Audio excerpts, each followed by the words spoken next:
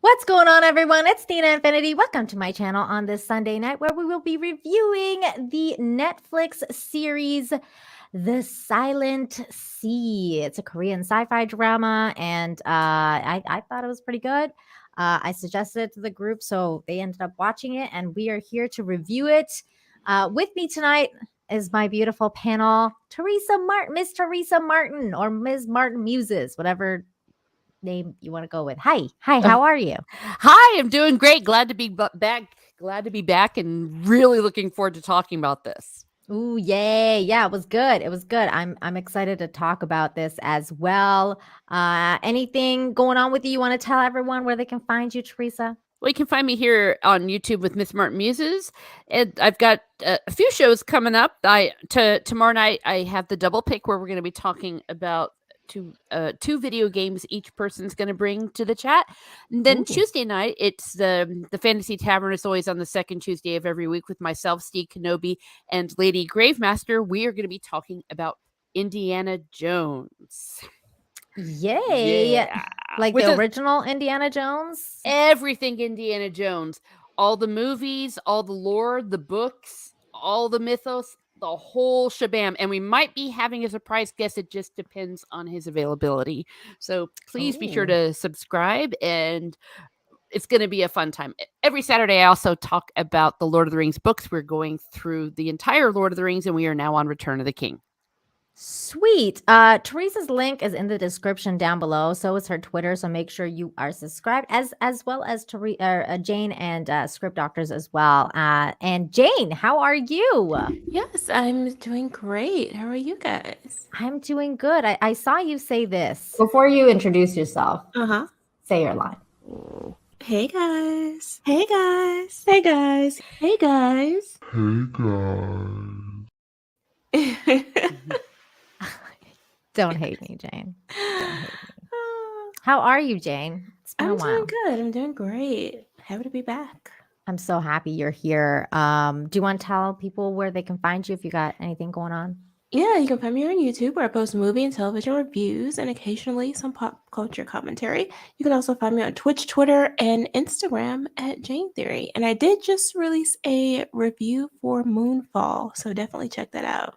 Ooh, was that good? I need to check that out. No, it wasn't. No. No. Oh, wow. Okay. It was Independence Day 2 bad? Worse. Oh, no. Yeah. It looked fun. I was like, it looked great. Fun. Oh, no. Oh, that sucks. I'll have to watch your review. Somebody in the chat is saying, are there really 8 people watching this, or are YouTube being lame again? I don't know how many people are watching. Maybe. YouTube's upgrading their system, so we're gonna get a lot of weird numbers flying around. If you guys just make sure you're smashing the like and sharing the stream, just to make sure that other people know what's going on here. There's a lot going on out there tonight, so we may not get that much viewership because the trucker convoy is happening and they started arresting people. So I think there's a lot of a lot of eyes on that right now, which is understandable. I am, of course, in support of the Canadian truckers, honk honk. But it's going to be an interesting night tonight for sure. Speaking of which, Script Doctor's on the ground in Canada. How's it going? How's it going over there, eh? Oh, it's a little chilly. And we're trying to, stick it to the guys there, eh? We think as long as we keep our stick on the ice and we power forward, we'll be able to get through these hard times. But for now, we're just making sure that we're staying focused, staying warm, and being nice to our neighborlies here. That's awesome. I saw this one guy today on one of the streams that was giving out free hugs, and he looked like a lumberjack, and he was like super hot, and I was like, I'd give this guy a hug for sure. Like, I was like, ooh. He's giving out free hugs. Also, that I think it's funny that Script Doctor mentioned before the stream that they're taking the fuel of the truckers away. It's because they want them to leave. They want them to leave, so they're taking the fuel that people are bringing, like extra fuel that people are bringing, like jerry cans and stuff like that. They're taking possession of it. And script doctor was like, if they wanted to leave and they're out of fuel, they can't really leave. Right. Yeah. It kind of defeats the purpose. They're not thinking ahead there. They're How am I not. supposed to drive my truck out of here if you got all the gas, eh? It's so bizarre. I'm like, No, that's a good just- point. I Just don't stay know. there. Okay. Yeah, we'll Like- just stay here then. Fine. Yeah, if you insist. They're trying to help. The police are trying to help. They're like, yeah, you should just stay. And you'll be fine. But yeah, that's not what we're not here to talk about the trucker convoy. I promise. We're here to talk about the Silent Sea. But Script Doctor, please let everyone know where they can find you on YouTube and anything you got going on. Well, you can find me on YouTube at the Script Doctor, where I post analyses and breakdowns and reviews of film and television. I'm also on Twitter at Script Doctor PhD, and I'm also here after having been hoodwinked to watch the Silent Sea. What is this? Hoodwinked. I thought it was going to be great. You didn't like it? I was not impressed. Aside from the Ooh. cinematography and set design and production value, that was the only thing that impressed me. Mm. I These liked rose it. petals are judging you. You can't see it, but they're judging you. Judge me all you want. If you like this, that means nothing. You're dead to me. Wow. Dead to me. I liked it. I mean, I like Don't okay, wilt I away. didn't love everything about it, but I thought it was pretty good overall. Like I was- thought it was a decent show for an 8-episode show. I thought it was pretty good. It had an ending, and I was like, I was fine with that. It did have an ending. No, I loved Script it. Doctor apparently did not like the ending. But okay, No, actually, so I did like the ending. I like the fact that it actually had an ending. It did. oh, okay, so you did I like will it. All right. definitely admit to, like, there's no denial of that. It did have an ending. It did have an ending. And a more in line ending with the actual show as opposed to like a sudden stop or, a quick tying Right. up all loose ends type of thing. Yeah. Sure. This is gonna be a fun show. Okay, so let's start. Since you had the spiciest take, Script Doctor, tell us what was your impression of the show, and what did you like and what didn't you like? Well, my hat's off to the 12-year-old that wrote this. Ooh, ouch! Shots fired, man. Has a Shit. lot of. Concept is pretty interesting. The planet is in a worldwide drought of sorts due to climate change of some type. There's not really any sort of economy aside from what your water class level is. So you get water which is desalinated and distilled, and that's what you're used to survive. And people go to lines and stuff. And it's an interesting world. Unfortunately, we don't really get a sense of intimacy of this world because our main character has a gold pass. She can have as much water as she wants. So we're not getting we're getting world showing, not so much world building, because the main character is not suffering as a result of this situation.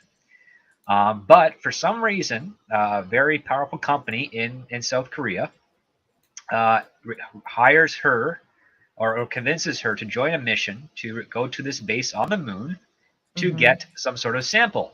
And apparently after 5 years of this station having an accident, they decide now is the time to go. So we know urgency is not really a factor.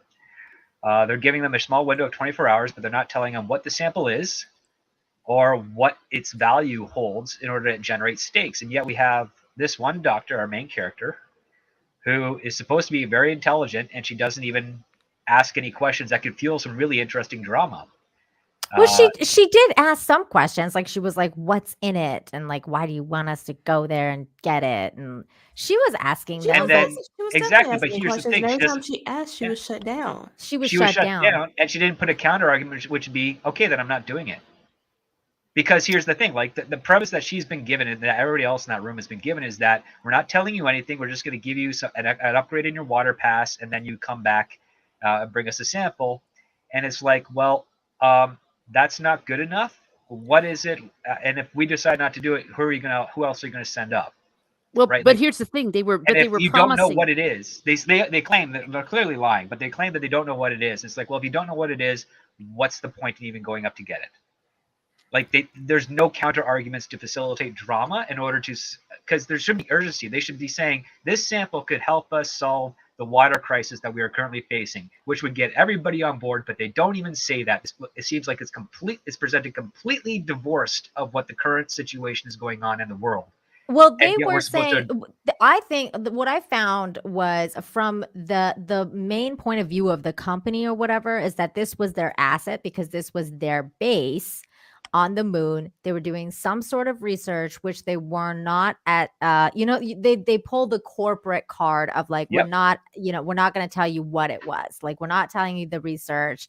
We're just hiring you to go and get this. And if you get it for us, you're going to be upgraded to what, like the gold pass or whatever for you and your family to get as much water as you want, because that's the main problem in this world is that they have no water or very little water, very little. Yeah. But very here's the little other part water. too. The main character doesn't need that because she already has the gold pass. But So from her but perspective, we the shouldn't be thing seeing is- this. We should be seeing it from another character who doesn't have the gold pass. but I hang agree on, with you Script in terms Doctor. of world building, but I think that in this case they were trying to focus on the relationship between her and Yes, her sister her who sister. died in the Exactly. last mission. So that's what they I were think. focusing on, and that's how she got the gold card in the first place Mhm. because it was like compensation or payment. But we don't In- get that information until the second episode, though. yeah, that's Well, no, that's but part they made it true. clear in the first episode that her motivation was about her sister. And finding She out what wanted to find happened. out about her sister. She didn't give a frack about anything else. That's No, why- in the what first kept her episode, you moving have no forward. idea the relationship to her. It could have been a child, could have been a sister, could have been a husband. Because again, it's in South Korean. You got a little bit of English translation, but not enough to dictate the actual relationship to it, other than the fact that's the same name. So it could have been a parent. Like, Well, you no, have they no made idea it because clear they that- don't mention any of that at all. They talk Didn't in she very look at No, that it was her picture? sister. It was her sister who died and who was part of it. And so she We know wanted that to go. after the first episode, not during the first episode. That's the thing. It just Yeah, all the you get is first the episode name. we didn't know that You the have sister. no idea that it's a sister relation. You just know it's a relative of this character. Yeah, we have no level of the intimacy of that. We don't know if it was a spouse, a husband, a wife. Oh, I see what you're saying. So, what if I understand you correctly? You're saying that because it wasn't in the first episode, that's where your things. Because I mean, This is because supposed to be the throughout the hook. show, it Yeah. did evolve, and that I think what Nina is correct. She's saying it was more about the relationships. It wasn't ever really about the sample because the people they wanted to have the gold thing, but also you had the character that wanted to help out his daughter. That was his thing, and you knew that there was something about this person's sister that was motivating her, but it did unfold. No, it unfolded very gradually, but I would argue that it did unfold. Like in the first episode, we do get her like opening this box, and it Mhm. was like from somebody. I mean, I figured it was from like her, like a family member. I thought it was her sister or somebody because I think we saw. I'm Mhm. trying to pinpoint where Yeah, it was, but and- she and that opened the she had- box and it said the sister's name and stuff. So I kind of But knew again, from if you're episode one. you're not South Korean, you're not really going to know if that's a male or female name. But you'll know that it's a family member, and you'll It's a- know that that's a Yeah, different there it is. motivation Yeah. for her than But and also the motivation for why she doesn't just turn back and say, "Well, I'm just not going to go." She wants. I mean, it's more important to her to go, probably than it is even for them to get their sample. Yeah. The sample wasn't like the main focus. The For sample. But then her, we're the also now most missing the mystery important of her thing- death, right? Yeah, for her was the most important thing was finding out what happened to her family member, like her sister. Well, we find out later on that it's her sister, but to her at the time, this is more important. What happened to her? That's her motive. Like she doesn't give a shit about that company or the fact that they want to give her an upgrade. She doesn't care at all.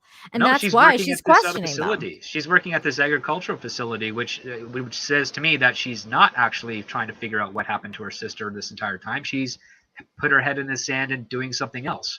Yeah, she that's- was working with this tiger, which I thought was really cool. I was like, what? Yeah. Well, maybe Yeah, she didn't think that definitely she something could do positive. anything though until she was given the opportunity. So now it's But like, so I but yeah, can you have go. to think about it this way. It's like either she's committed to finding out what happened to her sister, or she knows she'll never find out what happened to her sister and she's moving on, in which case you then circumvent the motivation.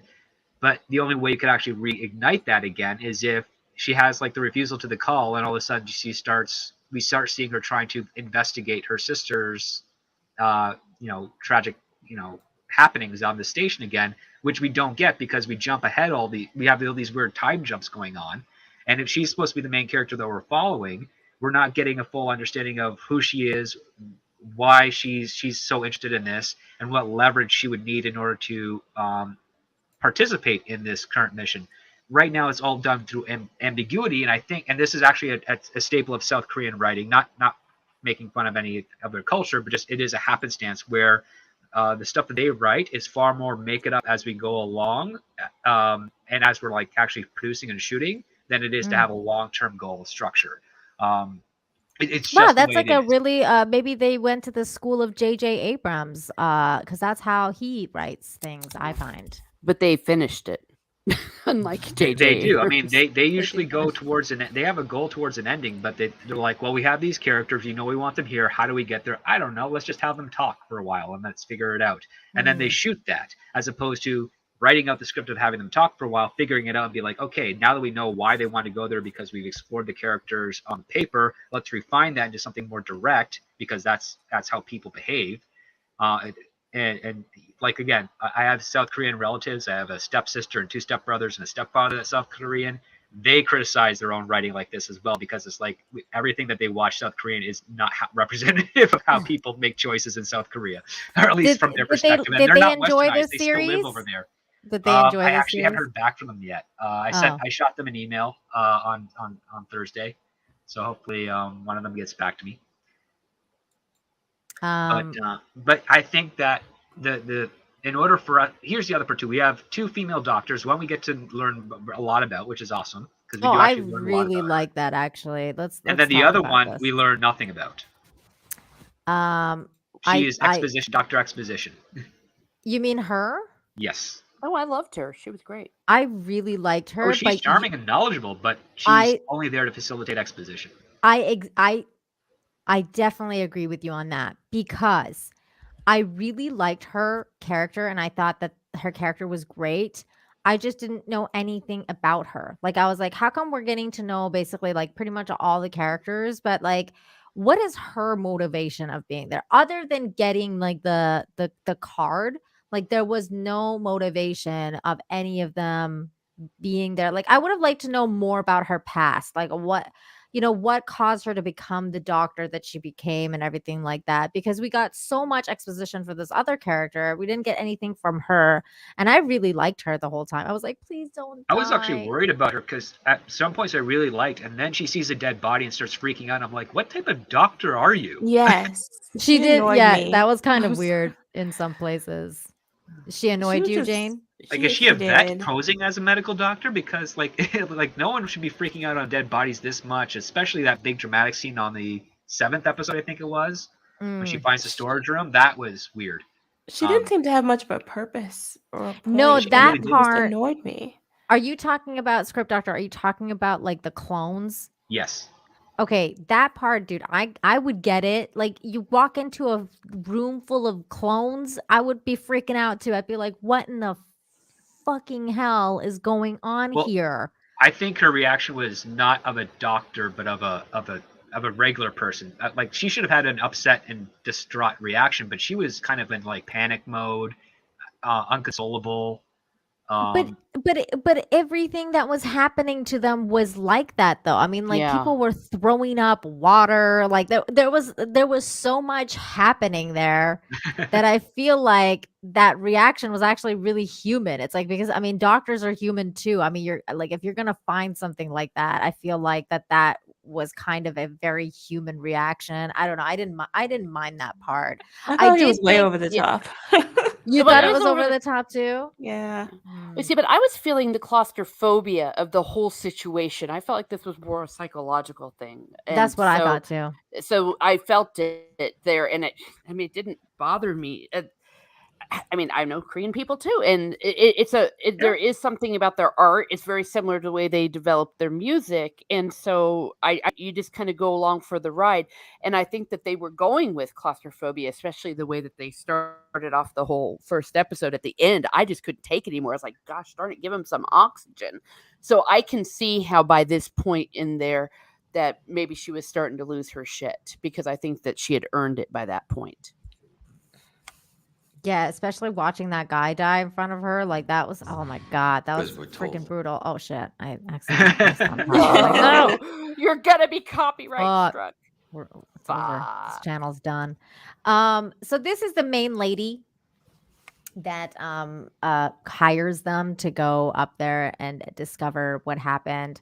I think that the show started out really well, though. I will say this: I think it started out very intriguing, like starting with the like them kind of like, oh my god, we've crashed, like what happened, and then going back to kind of like going back in time and then showing us what happened on planet Earth, which I will also make a statement about with regards to what happened on planet Earth. I was not digging the idea of this like man-made global warming that like has caused everything to the earth to dry up. I feel like that was for the over the top stuff. For me was this, like I was like, the whole backstory just seemed kind of like way over the top. Like I could go with something like an asteroid crashed into the earth and now we don't have like as much resources or whatever, like I don't know, something like that. Mhm. Yeah, Would over easily have pollution happened or maybe. is I could, happening. Yeah.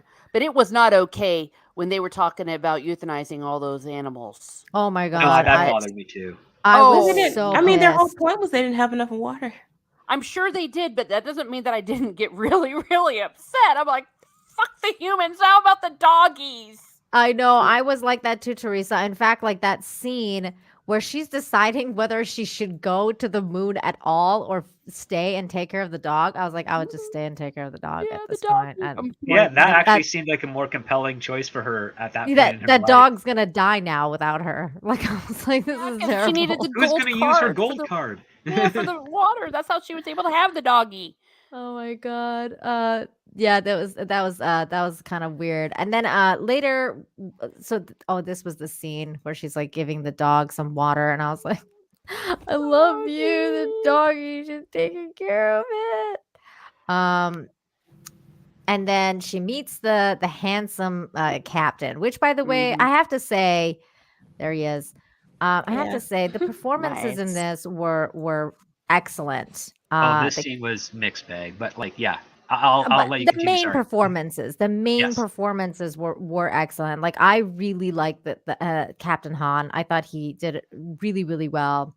I Yeah, also really agree. like that other guy, the one that ended up co-pilot? dying. I was screaming when the useless guy, like the useless guy. I forget his name. Oh. The first useless guy? The Because really- remember, Useless there's guy like with four A, people B, or that go up. the one that kept crying the whole time, and he's like, "All I want to do is go home." And I was like, Oh, "Dude, the one you're who's like the so second to useless." last to die. Yes, and I was like He's screaming. the chief, right? Was he the chief or the other thing? No, he wasn't the chief. He's just a chubby guy. It's this guy. It's this guy. I took a picture of him because Yeah. I was like, Yeah, the pilot. I kind of liked him.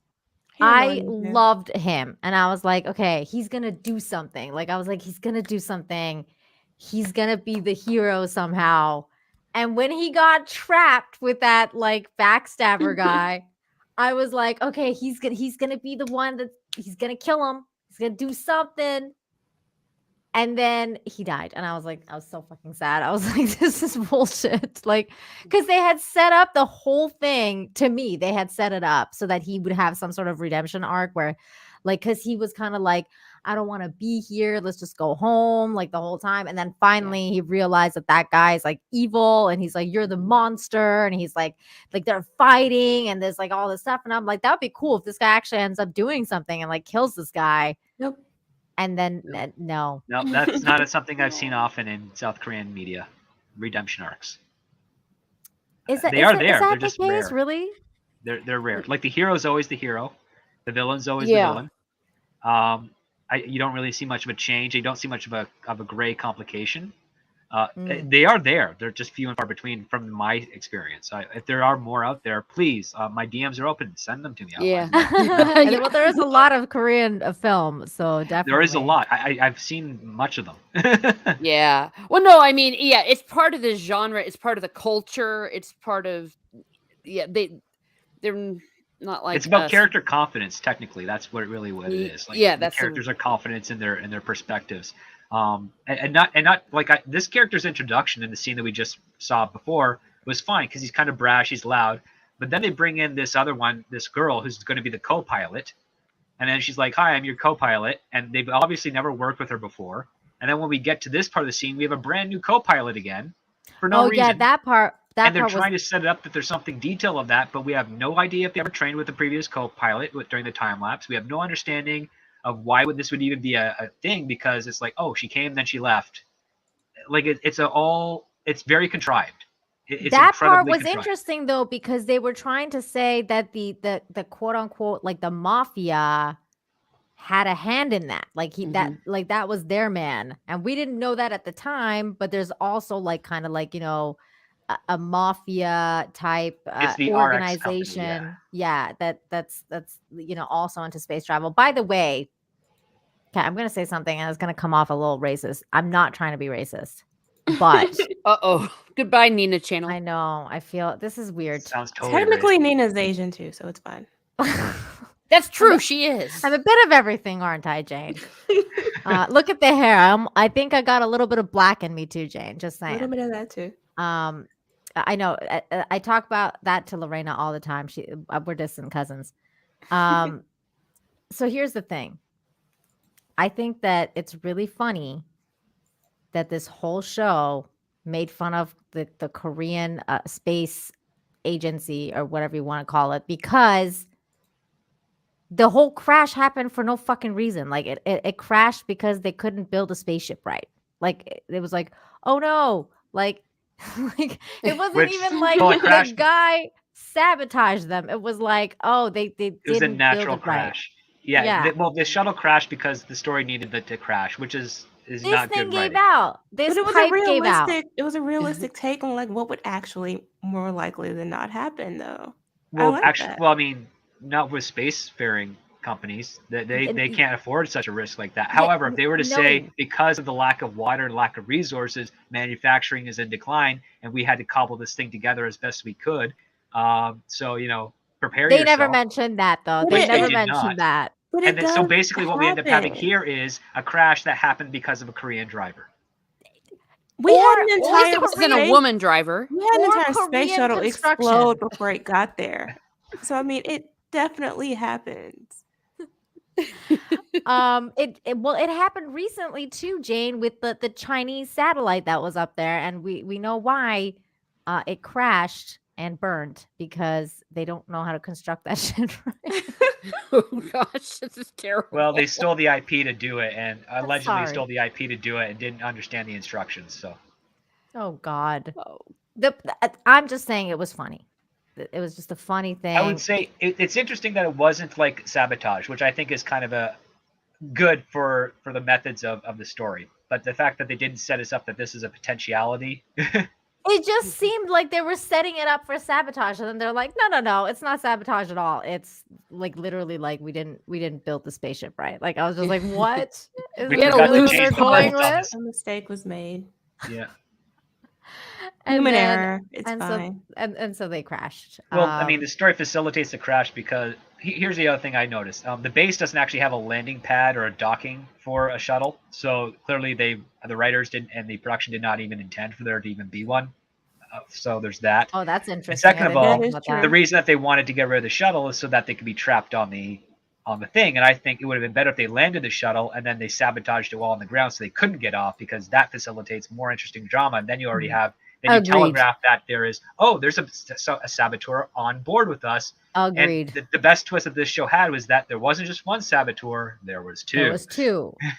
Yes, and I agree completely. Now, moving on to this scene here, this was the other thing that I had a problem with, because I was like, I really, there's a lot of stuff that I really liked about this series. And I actually really liked the setup of like, okay, they didn't land next to the place, so they have to make it there.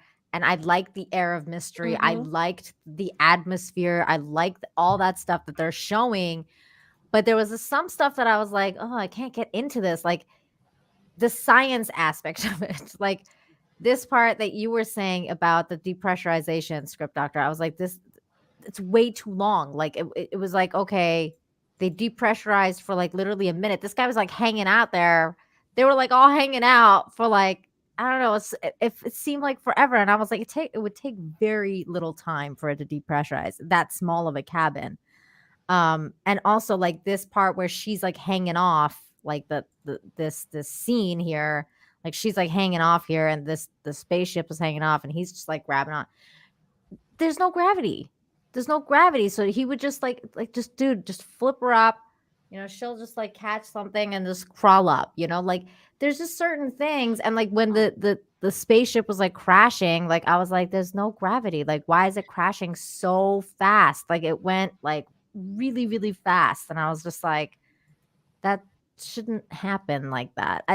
Did you a guys hammer also and a think- feather drop at the same rate on the moon. So yes, it's It should have been like slower. It would have like floated along or something. it would have That- been a drift exactly. as opposed to a fall. Yes. Yeah. It would be the drift. That's exactly what I'm talking about. Yay. And Oh, it was good. I'm just- glad I got that right because I'm not a scientist. Okay. That's quite I, all right. I was right. Yeah. No, it seemed very like abrupt. Like everything was just so abrupt. And I was like, it really shouldn't be that fast. Like it just doesn't seem like that's how it would be. But nonetheless, I guess it would that's- depend on how fast it's going. Well, I mean, there's no thrust to it, right? So its speed is dictated by the gravity of the moon, which is 1/6 that of Earth's. yeah.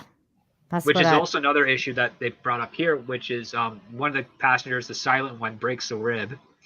And instead of trying to urgently get to him faster, they're letting him walk on his own, which they don't have to do. They actually could just hold him. One person could hold him from behind, and one person could hold his arms, one person could hold his legs, so they could just hop their way across, and he wouldn't be moving at all. You're talking about the doctor, right? I'm trying to get Yeah. the Well, the doctor or not or the doctor, director. this guy. Yeah. Yeah. They can Mr. lift him Han. effortlessly over there. Yeah, because they could just like do it with their pinkies. Yeah, again, he's 1/6 the weight, and their muscle mass hasn't changed. So yes, they can pick him up and Yeah. keep him off the ground and move him quite quickly, but they don't. And then when he stops, everybody stops and ignores the fact that they're on limited air supply and they have to reach this base. And it's like, you are clearly not thinking with priorities, especially a couple of these guys being ex-military and now hired mercenaries. They should be like, don't worry about him. You get moving. Me and me as the captain and the other guy will pick him up. And we'll We carry got him. this. Yeah. But no, they stop, they think, they ponder, and then they're like, oh, look, we have 9% air left. It's like, come on. Yeah, I'm with you there. Yeah. I would have been, screw this, every man for himself. Let him die. I would have Oh been my running God. ahead of all of them. It was a And bit this is why we don't want to contrived. go on camping trips with Teresa. Mind Oh, you, no, I you will do say not. this. I will say this about all of these scenes, though. I fucking loved it.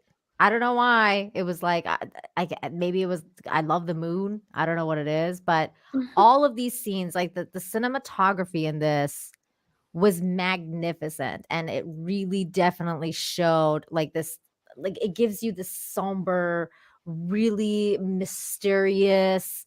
There's like the music that like at the base, like that's just hitting you. It's giving you all the right tones, and I really appreciated that kind of stuff about this series. So like, look at this shot, like when they're all like walking here, and like there's like that bass happening, and then you see the light of the moon. I mean the sun, and you see the dark side of the moon. There's just a lot of very atmospheric shots. You see the earth in the distance. I mean, it's really, really cool. I really like these scenes. Were very cool. Oh, they were very well done. Like choreographed, cinematography, and they get as close as they possibly can to matching the light. Like in this shot in particular, the shadows of the astronauts is correct, but the shadows on the moon rocks that we're seeing towards the timeline, This that is way. incorrect. Yeah. The ones at the bottom, They should like up be the screen, this way. Yeah. they should, their shadows should all be going in the same direction. There should be nothing coming towards us because there's no atmosphere on the moon. There's nothing for it to bend light, and shadows bend in weird ways because the light is bent in our atmosphere. Yeah. Deranged Lunatic, thank you so much for the super sticker of I'm not really sure what it is. It's a rose. Thank you so much for Teresa's cousin. I really appreciate that. Really thank you so much, Deranged Lunatic. And also, people are calling me out for saying there's no gravity on the moon. You guys know what I mean. Like it's this. Yeah. Yeah, we got It's a lot really of technically technical. Earth. You know what I mean. I'm just saying it's not like the Earth. Like it's not like, things won't crash so fast the way that we're thinking. But at the same time, somebody else said, like, that this stuff was done for dramatic effect, and I agree with this. I agree that a lot of this, that there was a lot of bending of the rules, and a lot of like this kind of stuff was done for dramatic effect, and they succeeded at it because this was a very dramatic show in a lot of ways. um I don't mind it. I think it was interesting in some parts. Just like what the script doctor was saying with that lady. Like there's just like a lot of extremely dramatic scenes that you're like, oh, I don't know if I would react like this, but okay, like we're gonna keep going with this. I'll tell you, I was so claustrophobic in all of this. I was almost feeling like my ear was. It's like that's why I also would have said every man for himself. I was feeling it, the tension. The tension was definitely strong. And I was like, I need oxygen. So yeah, Mr. Hahn dies. He was what was he again? He was like the he was the director of the station or yeah, something? he was the director of the station that was previously there. He had escaped when he had left early craziness because went down. Oh yeah, he had left early. But he clearly knew that there was something going on there, and he wasn't sharing with anybody. But before he died, he was like, the water, which was very. He said the cryptic. water don't, and I'm like, oh, I can easily put that in there. Don't drink the water. Yeah, that's what I figured. Is he saying like, don't drink the water? Oh no, there's some water. Like that's pretty much it. So then they make it to the, they run the rest of the way. And then there was this whole another dramatic scene where this guy couldn't figure out the code, and he's like tapping the code for like 10 minutes, and I'm like, are they gonna get into the fucking station? They're just gonna die out here. Well, I just didn't understand why there was a code in the first place. Why are you locking it? Who's gonna break in? Well, apparently those the mafia people. Yeah. Because we didn't know, but apparently there was people that wanted to break in and steal everything. Yeah. Well, here's another issue that unfortunately we had in this first episode is we didn't understand the roles of like the 12 people that fly there. Like, how long did it take anyone to realize that the one guy was also the engineer? It took me a while to figure out who's who. I'll be completely honest with you. I was like, I have no idea what's going on half the time. They did not mention any of their positions other than like Dr. Soong is an astrobiologist. The other doctor's just a standard doctor. You got the captain, you got the pilot, and then you have 6 other people who are disposable essentially. In fact, I have the picture here of the full cast so we can actually talk about it. But like that basically, like, so you got the main character, which is, the doctor, and then the other doctor, and then there's Captain Han in the middle. Then you got the backstabber guy sitting on the right-hand side. The other backstabber guy standing right next to him. The guy that's standing directly next to Captain Han, not behind him, the one next to him, that's the security officer. I don't know who the hell the 2 right behind him are. I guess they were just grunts, and I figured they were gonna die anyway because usually grunts red shirts die. They're red shirts, yeah. And then the one on the left over the other doctor's thing, that's the useless guy that ended up actually being a useless guy. He never killed anyone. And then there's that's Mr. Han, the one that died in the first episode. And then of course the innocent guy that's standing right next to the main character as well. Tell me which one lost his arm and bled out? The one that lost his arm and bled out. Yeah, the chick bit off his arm. Yeah. You can't tell because you don't know. Wasn't that the main that was not the main character. Wasn't that the main like the one that's like the one that's sitting down, the main bad guy? No, the main bad guy didn't lose his arm. It was an innocent dude. Oh no, yeah. The main bad guy gave blood to one of the innocent dudes and then he killed him. Yep. Oh, Which one of those innocent dudes was killed? Because again, trying to figure out. It was the one on the right, the one on the right of Captain Han, I think. Over his shoulder? Yeah. I think you're right there. That's the guy that he gave blood to and then ended up killing. I don't remember how the other guy died though. The one on the left shoulder, I don't remember how he died at all. I don't even remember him in the series. I know, and that's another crux. You don't want to have too big of a cast because where you then put yourself in this position. Who's who, what's their role, and how they impact the story. You get jumbled up. You could have cut this down in half and still have the exact same story with a lot less ambiguity and confusion. That's interesting. That's an interesting comment. So then Should we get call into this the episode the Three station. Stooges. We get into the station. We're finding out, and we don't have to go into like all of this, you guys. I don't want it to be like an 8-hour breakdown of the series. So we can talk spoilers, like, you know, if you guys want to start talking about like the ending or like, you know, we can jump wherever you want. Well, I think the sample's the coolest part because it's actually the most intriguing aspect of this story that facilitates a lot of action. It's the stuff around it that I mostly have an issue with. But the samples the were sample very itself interesting. is quite cool. Yeah. Okay, well, here, let's go to the samples, because this is kind of like when you figure out, okay, here's the sample, and the sample was like what they call lunar water. And then they find out that lunar water is something that they were working on here. They discovered on the moon, and they were like, oh, let's do some experiments with it, because it doesn't seem like it's like regular water. It's doing things to people. So they wanted to do scientific experiments with it. And then this part too was interesting, because this is when that innocent guy, like, he gets infected. Oh my god, in the dumbest way. In the dumbest way ever. Like, I was like, oh my god, these people. It's like, oh, here's a dead body holding a sample. I'm just going to reach over him in this tight crevice and get it, instead of pull the body out to an open area where I could actually easily pull it out of his hand. Bro, I couldn't believe that they didn't put their helmets on, because I was like, are you for real? Like, all these people are dead on the station. You have no idea what's going on. They look like they've either drowned or it's some sort of viral infection or something. Like, you don't know what is going on. You don't know if it's airborne. It could have been some like flesh-eating, brain-eating amoeba weird thing that could infect you. They didn't wear a mask, bro. I was like, are you serious right now? Well, it got in his eye. I don't think a mask would have helped him there, but his helmet would have. His helmet, definitely, yes. I was like, I can't believe they're not wearing a helmet. Like, I was shocked. I was shocked that they were not wearing helmets. I was like, are you serious? There's a reason you have an astronaut suit. They're way too comfortable. There's a reason that you have air in these astronaut suits. Oh my god. And then he like leans over the dead body, and then the thing goes into his eye, and I was like, you're so dead. You're so freaking dead. So then he dies. But he dies.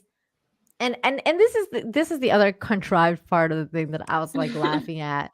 What the fuck was up with them seeing like underwater? Like, that's the thing that I didn't understand, because I was like, that is allegory. Is it allegory? I want to say. I think it's allegory. Yeah. This is how they feel. We're seeing the visualization of how they are physically feeling at that moment. But I think they're trying to convey what it is to drown, basically. Yeah. But they were seeing starfishes and shit. So I was like, hey, drowning's a hell of a drug. I'm like, dude, like, why are they seeing starfishes on the wall? And then like I thought to myself, is that like that's why in the end I was a little confused. Like, in the end of the show, I was a little confused, because I was like, wait, so does that mean like they actually see a sea like on the ocean? Like that this lunar water shows you like what's actually there? Like, I was confused about that, because I was like, or is that the disease that's giving you like hallucinations of being underwater? Like, I didn't understand that part. I was like, what? Welcome to many of my questions I ask when watching South Korean. I was gonna say, you've got to go along with the music. Go with the flow.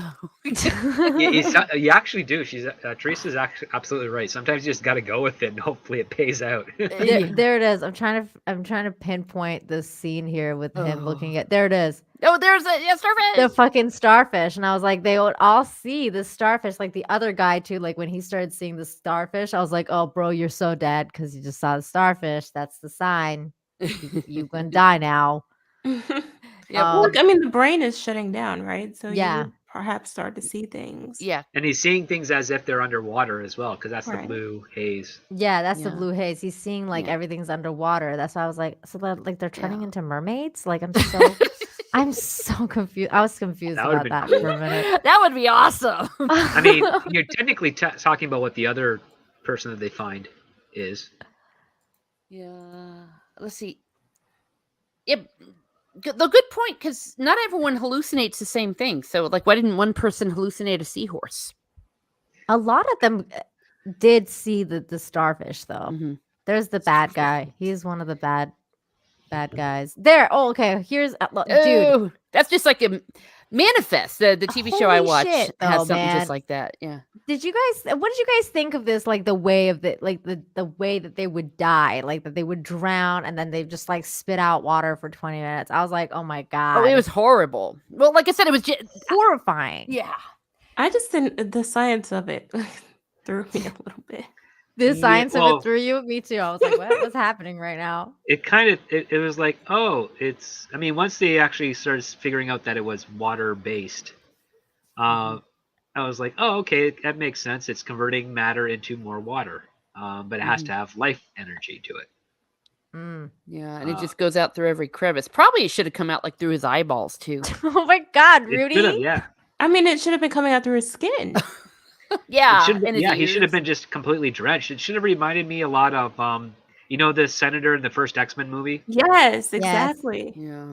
But for reals, did any of you see the TV show Manifest? Because that was actually a thing where No. someone drowned it on land. And I don't know if they got the idea No. from there. I didn't see it because Robert Meyer Burnett said it was so terrible that he's addicted to it. I'm like, I don't want to fall down that rabbit hole. Oh, I haven't it's a seen that. great show, but it was exactly like this, in like someone drowned on land, and literally even the spitting out of the water, the way they did that.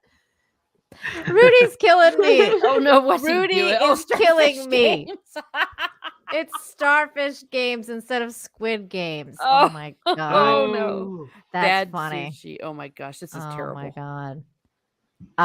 Poor Yeah, guy. this was fucking terrifying though. I was like, are you kidding me? This person just oh my god. And it was very graphic. So long story short though, they figure out they have to track down all these samples and there are different places in the station. Meanwhile, something's weird is going on and this lady's trying to figure out like, her sister's involvement in everything. So she figures out that like, some of the medical records have been deleted and she figures out like all these like different things and They're trying to establish communication, Mhm. and all she cares about, all Dr. Soon cares about, is performing an autopsy on, their lost member, and also figuring out what killed the people. But she Yes. doesn't even pose a logical argument as to, hey, this stuff might be hurting us and prevent us from actually getting the sample off the station. So maybe we should find out what it is so that we can achieve the goal of the sample. She doesn't pose that argument at all. She just says we have to find out what's killing these people. Mm. And the captain's like, our mission is a sample. It doesn't matter. And she's like, but I want to know. And he's like, well, you shouldn't. Well, too bad. and that's literally the argument. His arguments at first were really annoying because he was just trying to flex the whole time and he was like being super sexist. And I was like, what the fuck? Like, bro, what are you doing? Like, you're in the station. There's clearly you have to figure out why these people died the way they did. Like, I mean, obviously that's gonna affect it's you. not. You yeah. might die. Like that is like, Exactly. But that argument wasn't posed to him because he's just thinking, I don't need to know why they died. I just need to get my thing and get out of here to save my little girl, which we find out in 2 episodes later. Yeah. But she just says, we just have to find out. And he's like, I'm not going to waste time satiating your morbid curiosity. Our mission is to get the sample, and then we have to find a way to get off the station because we don't have a ship anymore, which means the next priority is establishing communications, which is what the guy is trying to do, which gets us to a cool set piece later on in the series. By the way, I'm just pointing out that they did put on masks after they Yeah, they did. Like I said, I'm not a They're, like, biologist, but even I shucks. know you put on a mask when you're around or things you don't know can infect you. It's always a good idea if you're around a corpse now. to wear protective Yeah. medical equipment. And this is why, by the way, that this doctor was really useful here because she was doing like the autopsies and like all sorts of shit. Yeah. So that was good that she was there and could use her skills. By the way, this is also how you build powerful women without making them super powerful is that Mhm. you make them smart and able to do things like science. She was the most productive one there. Yeah, she Yes. was. I know. She was actually making shit happen the whole time. Meanwhile, the captain here is like having a fucking dick waving contest with this chick, and it's like, dude, like we're part of a team. Get over yourself. People are dying. But yeah, When they he went lost 2 people outside, at this point. Yeah. Yeah. when he went outside, I was like, oh boy, because I thought that this was gonna be like at this part, I was a little disappointed because I thought it was gonna be like actual lunar water, like he's gonna go to the place where there's like lunar water and stuff. Mm. I didn't get that part. I was like, no, Oh, don't no! play shit. Gotta turn off that autoplay. I know, right? We're so Curse you. fucked. But here's the other part too, because I noticed a couple of very peculiar design choices. For starters, like they had to pry open the doors physically, but there should be a latch where you open it up and you can manually turn a winch to open those doors. Like, because that's standard stuff. Even NASA does it. I think some of them were, if I'm not mistaken, weren't some of them basically like barred by Luna, like her? Some were locked away by like level 1 access, but then they find this one door to like the sub basement, and that one has a winch that opens up a secure hatch, right? That allows them to go down. But that thing on any airlock, you'd have to have a manual way to open it up in case of an emergency, and you wouldn't just let it be automated. And you wouldn't let people who had to physically use it because they could hurt themselves, and that causes liabilities. So what there'd be a panel that you'd flip open and it'd have basically like a captain's boat steering wheel, and then you'd use that to manually open up the door. And then secondly, why would you have all the hardware equipment that you need for an antenna on the exterior of a space station, essentially, and then have to take that apart and then reprogram it in the station at the same time and then put it back together? It's like incredibly dangerous because one is exposed to the quote unquote elements of the moon outside and the other part isn't. Both of those should be inside somewhere safe and secure so that they cannot be damaged. And if there was a physical thing like an antenna bent or broken or something, then you would have to go outside to repair that. It was just very contrived contrived technology, even though the means of drama were present. It was like, oh, we're just going to take off this panel and put in a new one outside. It's like they would never do that outside. They'd never risk it. It'd be too dangerous. Maybe you said, hey, we have this antenna in the cargo bay. You need to physically carry it outside and put it up onto the station so that we can get a signal. That makes more sense because number one, the antenna is going to be 1/6 the weight of what it is on Earth, so 1 or 2 people could carry it easily. And number two, it makes sense to physically put something outside that's going to be sending and receiving transmissions. I don't know why there'd be all this hardware malarkey outside that has nothing to do with an actual antenna, but it sounds like all engineering programming. It seems like a complete reckless means of design. And again, Are you saying what I was saying at the beginning of this, that Koreans don't know how to design space stuff, and this is why they were having problems to begin with? Are we getting on the same page here? The North Korean government, the North Koreans don't have that ability because unfortunately they're under a dictatorship with limited education and supplies. So no, they're not going to be very good at doing that stuff, unfortunately, until they're free people. But yeah, what we have here what is you just described would be common sense in terms of function. Like it literally just made no sense. Because one of the mandates of every spacefaring like organization, be it a government-funded one like NASA or ones that they subcontract out, is design something as best you can. Then we're going to try and see how we can use what you designed to kill our astronauts so that we can find ways to prevent it so that they cannot be killed.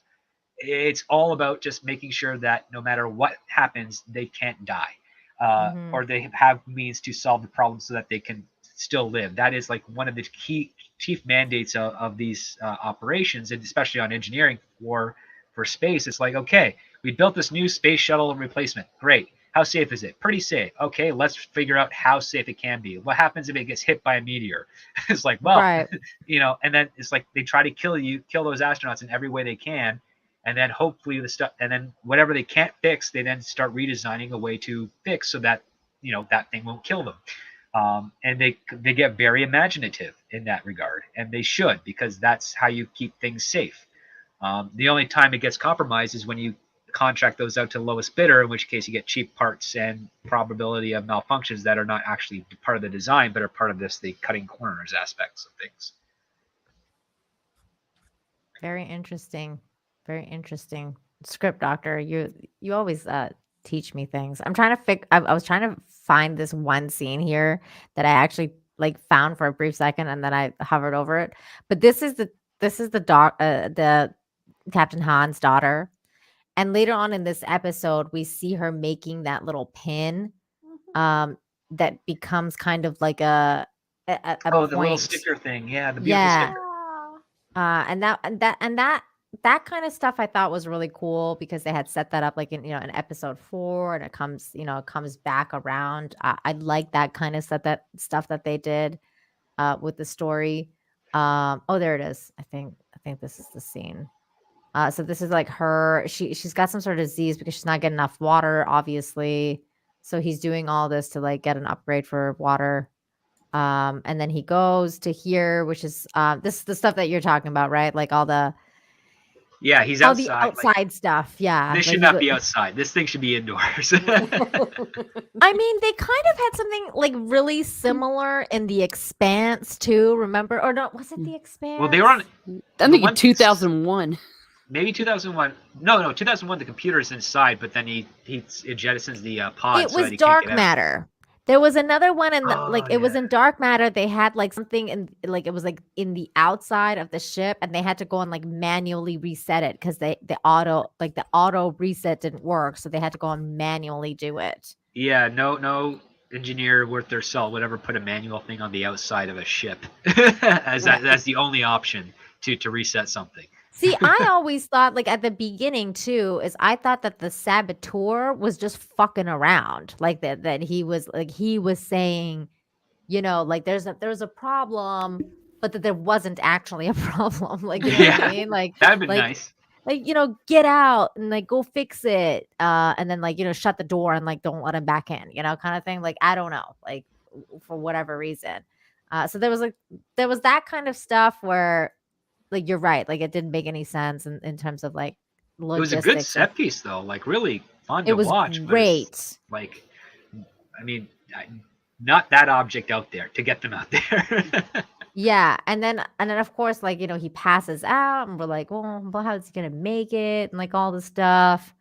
We know how.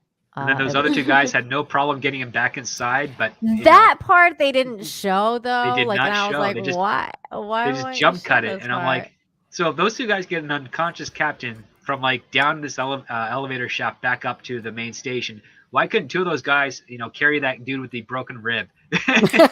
Why did the elevator go nuts? Like, see, that's a good question, because I thought that at first that the saboteur guy was fucking around, but then I think maybe Luna was fucking around. So I don't really know. Yes, left. It's a question without an answer. I thought it was Luna. I think it was Luna because she couldn't trust them either. She was like wanting to kill him a little bit. So this whole episode was kind of like figuring out what the lunar water was, and like basically like, why is it so important? This is the part where she figures out like the underneath thing, which is like covered in plants. And oh no. Wait, what was it covered in plants again? I forget that. It was part. just a hatch where plants were exposed. Yeah. Right. You see, I thought that was dangerous because if there were plants around, maybe they would have thought maybe there's that dripping lunar water too. I would have been like, don't touch that because that's probably got the same water that, What's it saying? That's what I thought too. Hurdy her, let's just walk through the sea of plants. Yeah, that's why I was like, that's kind of dangerous. Like, I don't know. There was just so many things that I was just like, I don't understand this at all. They weren't very cautious about anything. They were definitely not very cautious about anything. And the thing too is like, that something went down on that station and everyone died. Like that's why I'm like, what the fuck? Like, why are these people not caring at all? I know, that's why I'm with that one dude who kept saying, let's just go, let's get a ship and go home. That's what I was like. That's why I liked him a lot, Teresa, because I was like, that's me. I'd be like, let's get the fuck up out of here. I don't know if I want, like, maybe I'll be good with level C water, man. You all like, find this. you find your answers later. I'm going home. Oh my god! I didn't sign up for this. Yeah. This This wasn't in the disclaimer I signed. This part was funny to me because like the whole thing is in Korean, but this part she was like writing everything in English. And I was like, why is everything in English and like the maps and stuff? Like, shouldn't it be in Korean? It made that made no sense. See, I'm See, wondering this if, is this. Yeah, sorry. Go I ahead. was just Teresa. wondering if maybe they do add things like this in for English audiences. Oh, most likely, yeah. Yeah, I just but- wish that this was something we saw before we got her to that office room where she's being proposed, go up, because that would make the sense. Like, oh, now she's researching this lab and what's going on and trying to figure something out. Now we understand the motivation for her going. But but instead we get this in episode 5? Yep. Episode 5, secret secret storage. DJ Scandalous, hi, how are you? It says, I love how they see someone died without gun wounds, but they touch the body and put their face up to the dead body. That's what I was saying, DJ. Yeah. I'm like, dude. Brain-eating amoebas in there. Bro, wear your helmet. Like, I cannot believe that I have to be the advocate for wearing masks in space. Like, holy shit. Yeah, I'm all for mask mandates in space. That actually makes sense. Yes, oxygen masks. Yeah, and it wouldn't if you're around dead bodies that could have brain-eating amoebas or something else for all you know, and you see people spouting water through every pore. I'll wear a friggin' mask for that. Hell yes. God. Yeah, definitely. Wear masks in space. That means around your dead space bodies. helmet. Yeah, your space helmet. Yeah, so this is when they go down to the plant room. I forget about what happens here. They found more samples. They find a ton of samples. Yeah. And this time the samples actually are like intact. They're like, that's why it's green. So it's like all the lunar water that they needed to find. They found. Is this when we finally get to Luna? I think this is. Think so? But it was like later on. Well, yeah, that's him about to shoot her. So yeah, she like killed 2 guys in this scene. Right. Bit off a dude's arm. There. That's the arm. She bit it off. And then she gets shot. She was like a crazy cat thing. Like, I was like, what the Which is weird because she's part there fish. she is. Yeah. She's like, Mermaids are dangerous. I'm gonna chew your arm. That's true. They will sing you to your death. What did you say is dangerous? Mermaid. Mermaids. Oh, Yeah. mermaids. That's true. Yeah, don't They fuck with are. mermaids. Oh, pardon my French. I'm saying She's a lot a of human F-bombs. fish clone. That's what she is. Oh my Oh, poor God. little thing. She was cute. Yeah, she had, reminded like, me of the chick from the ring, though. The way she would walk around and everything. Oh, definitely. She yeah. totally had ring vibes. She like her eyes were freaking whack too. She had those fish eyes. She was like, Gills. That's from Yeah, she had- Men in she had Black. She gills, was too. breathing. she was whack. I liked her. I was like, whoa, man, she's like totally alien. Luna 73. But we don't even know what she is at this point. We're like, what the No. fuck is that thing? Like, is it an alien? Like, okay, let me ask you guys what did you guys think she was? Do you think like at the beginning, like before we find out what she actually is? Did you guys think that she was like an alien? Did you guys think she was like a clone? Like, did you guys call it? I thought she was some sort of mutant or some sort of mutant creature that had like a tail, because the way that the one guy was being strangled, being held up in that one storage room, it looked like not a normal limb was holding onto him, and then broke his neck and then dropped him. So I figured it was some sort of like creature with like a monkey creature thing. Mm. Yeah. So, but did you think she was like an alien, or did you think she was like? I thought an she was a experiment? mutant, like something that like developed from the dead bodies. Mm-hmm. Yeah, I thought that she was actually one of the survivors from the accident, and they just thought she was a child. I did at first too, Teresa. Great minds think alike. No, because we didn't get a good look at her, so to me, it wasn't clear that she was an actual child.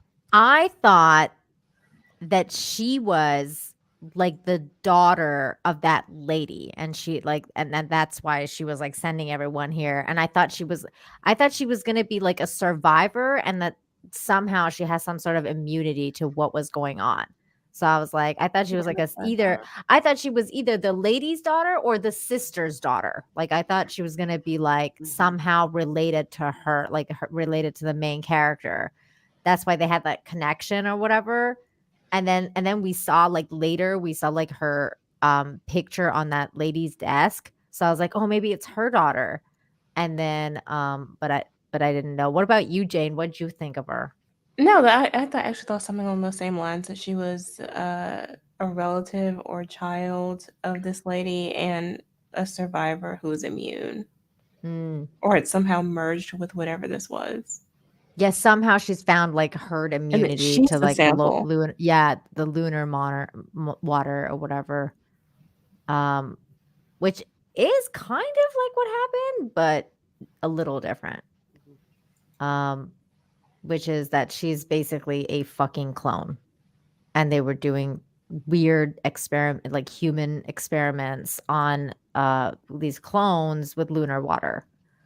And that's why she became who she became, and she was what was it, the 73rd one? He was the 73rd Yeah. human hybrid fish clone. Yeah. Because I think not in this episode, but the next episode, they show an actual goldfish and they give it a little bit of a drop of that lunar water. Yes. And then it just grows it out, and then it survives and is able to swim in its own environment that is constantly generating. Yes. So like for fish, this thing is like a godsend for them because they'll never drown or never die. But I thought they made it. I thought the lunar water was like so purely distilled, but I don't know. Can goldfish survive long term in pure distilled water? I'm not sure. I don't need know. A fish expert. Need someone who's into amphibians and she got everyone Google. Everybody Google. I mean, in theory, this thing could save Earth. I mean, it would kill a lot of people, but those who are able to bond with it would survive. Yeah. But would Earth never eventually just become overrun and become a water only? It would become a water planet. Yeah. It would become like a water planet, and that's what I figured that they wanted to do, was make it into a water planet. But then we saw that Kevin Costner film. It was ridiculous. but then I think what they decided was let's just make the moon a water planet. That I think that was kind of like where they were heading with it. But I don't know. That'd be hard to do because we saw they actually got how water freezes in a zero atmosphere environment quite accurately in this one. Water burst out of those air filtration fans and froze immediately, which I thought was pretty cool. They didn't do that properly in Battlestar Galactica. No, they didn't. But DJ says yes, but all the fish are dead unless they save their DNA. And I think they did, and they were cloning them. That was what was going on because they were clearly cloning these girls. Yeah, so, I think it's horrible though when you think about it. If she's 73, that means 72 died horrible deaths. Is this the prequel to what? Oh goodness gracious, no. It could be. No. I mean, we have no one idea. universe. We already have. We have Kevin Costner could be the great grandchild of Luna. Yeah, you don't know. No. You've no idea. I like it. I like that. I don't hate this idea. I'm not hating it. I hate it with every fiber of my being. That's so funny. See this scene?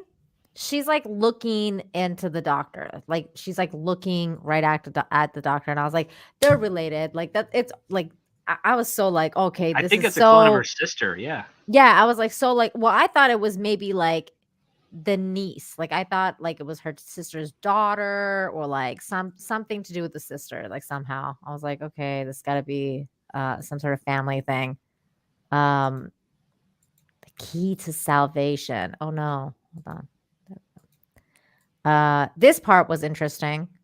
I was like, what the fuck? She's like talking to some sort of AI for her psychology test. And I was like, it's Jane. Talking to your people. And it was really weird and bizarre. So she was like talking to like this AI thing for her psychology test, and then it was all about her sister and how she felt about her sister and like all the stuff. And then of course, you come right back to that look, which again, I'm gonna point out like one more time, I loved a lot of the cinematography in this and a lot of like the shots and the things that were done and the way that it flowed like into one into the other. I really like that kind of stuff. I thought that was like high level production. Wait, what are these people saying in the chat? You Well, said we have good. the physics channel Yeah. with Kenny Lee. Yeah, what DK Standalist said about they should be wanting bring the girl back, not the water. Yeah, I don't know why the girl wouldn't be the mission. I think the girl was the mission. I think the girl was a byproduct of the mission. I think they wanted the water first, and then they realized, I we don't need the think- girl as well in order for. I both think of them they to work. thought the girl was dead, and then they found out, oh no, wait, she's alive too. Oh, okay. Yeah, bring her home. Like, you know, like it's like I think I thought they thought she was dead. I think. Like that lady thought I mean, she the was dead. goal, the primary goal could have been to get any surviving clone, because you would need their DNA. That was a good point. And if you don't have the clone, if there's no survivors, then get the water. That just sort of should have been how it worked, I think. Yeah. Should have I been. agree. But I think that maybe they really, really, really didn't want people to know that they were committing atrocities too. Yeah, they did. They definitely didn't want to tell them what was going on. This scene was kind of weird. Because we find the water, because it self-replicates so quickly, we also find it regenerates the clone and heals the wounds. But I also thought like and this is me now rethinking about this because I've been talking to you, Script Doctor, and you ruined the show for me. I'm sorry. This part made no sense because like she's a little injured right now, like whatever. She gets like kind of like bathed, like she gets like dosed in this water, right? Like she gets soaked. Well, and the then guy she kind of shoots has it. like a seizure. Like she starts Yeah. having like this weird seizure, which doesn't really make any sense because if you're like already immune to it, like I don't see why she would react to it the way that she did I physically. think it's the first time she's being healed by it because she had like she was cut open in some parts and she got a bullet hole in her.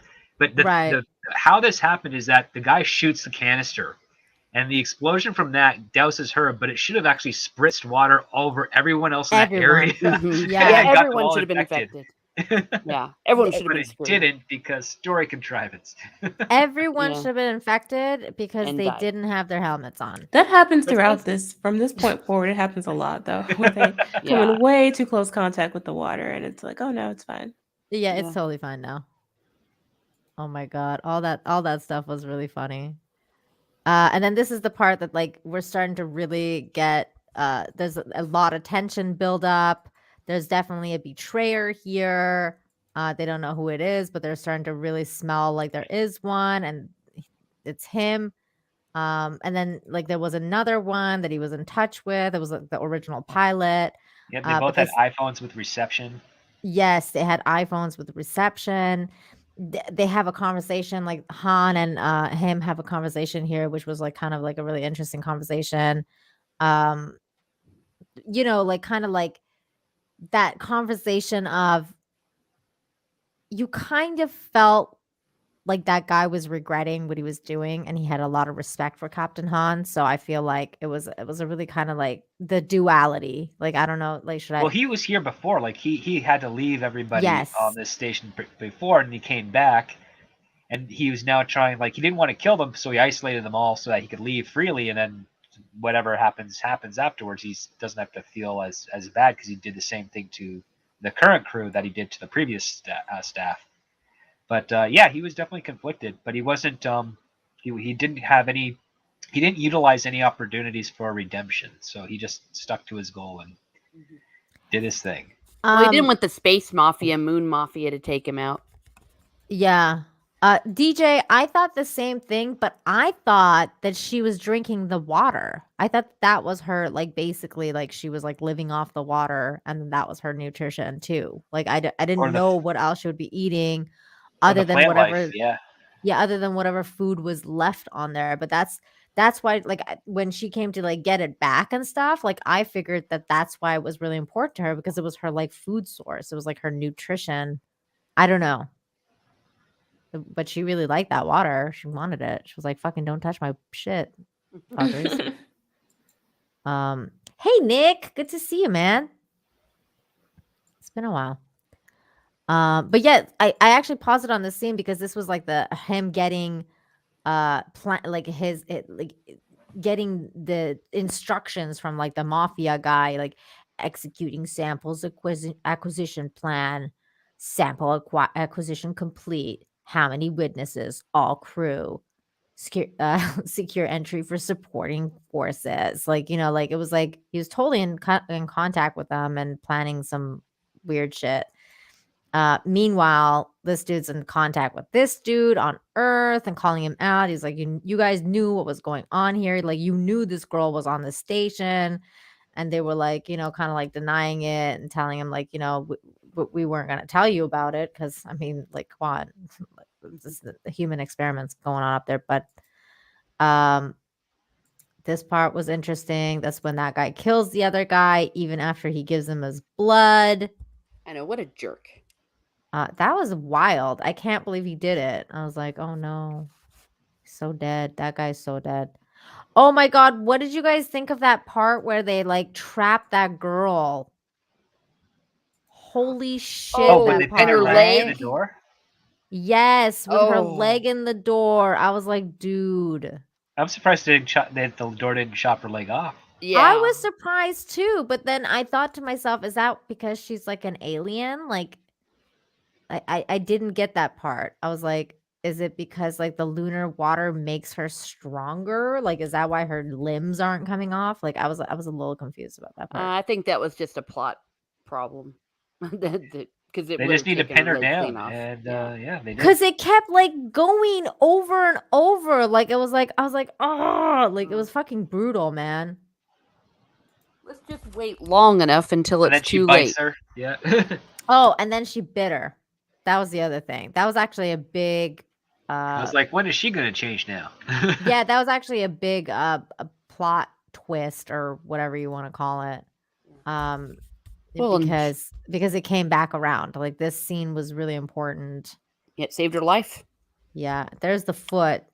I'm not gonna try and pause it on here because that was gross. But that's the foot, you guys. It freaking was stuck in the door, and I was really freaking gross. And then that part too, like when they finally are like, oh, she's stuck, and then she's finally like, oh, let me like lift this door off of her. And I was like, you couldn't really do it fast enough. She clearly was like not gonna kill you guys. Like it seemed like it took her forever to be like, let me take the door off your foot. Well, they didn't know if she was not going to kill him because she attacked 3 of them already. So she knew she was that the girl wasn't going to attack her.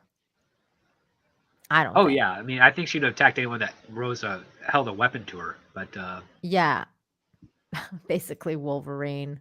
To a degree. Yeah, kind of. DJ also says, yeah, the water gave her enhanced speed and strength, it seems, as well. Yeah, that's what I think. I think it was like the water that were making her the magic water gave her power over thermodynamics. Woohoo! I want that. That's amazing. But yeah, so then that scene happened, and then that's when they start to actually form a relationship. She's like, all like, oh my God. Rescue me from this fucking weird place that I've been trapped in for 5 years. She doesn't actually say any of that, but she's open to it now. The clone can't talk, yeah. Yeah, the poor fucking clone is like 5 years old. She can't even talk. This scene was sweet. Though I gotta say there was a funny part again where I was like, this bitch is dumb. Like how dumb are you? Because she was like, oh, here is like this part where she's like giving her the little thing. Like she gave her a little thing in a plastic bag to eat. And I'm like, this girl has never had food. Like she's never eaten anything. Yeah. She's gonna shove this thing in her mouth and start eating it. And literally exactly what happened. Because I was like, I was afraid she was gonna choke actually. And I'm like, oh no, Heimlich. Renowned scientist did biometrics or astrobiology. Doesn't understand you have to take stuff out of wrappers for for Basically, a people who've 5-year-old child. yeah, basically like a 5-year-old child who's never eaten actual food before or seen a plastic thing open and like, a food come out of it. Like, dude, like I was like, seriously, lady, Yeah. use your Don't- brain. Yeah, don't have her babysit your kids, people. Ever. Like it was like, what the fuck? Then she finds out she did see the picture though of her and her sister here. And that's when she realized, oh, that's how she knows me. She knows me because there's my sister. And then she then- also had a picture of herself and her sister in there as well. And that's how she recognized her. And then she finds the hard drive under the pillow. And she does find the hard drive under the pillow. And I have to say that I thought that this scene was really cool. Again, okay. Gonna go back to that scene. But look at this. Look at this scene. This is the kind of stuff I'm talking about, like with regards to like She's in a how cage. Look at that.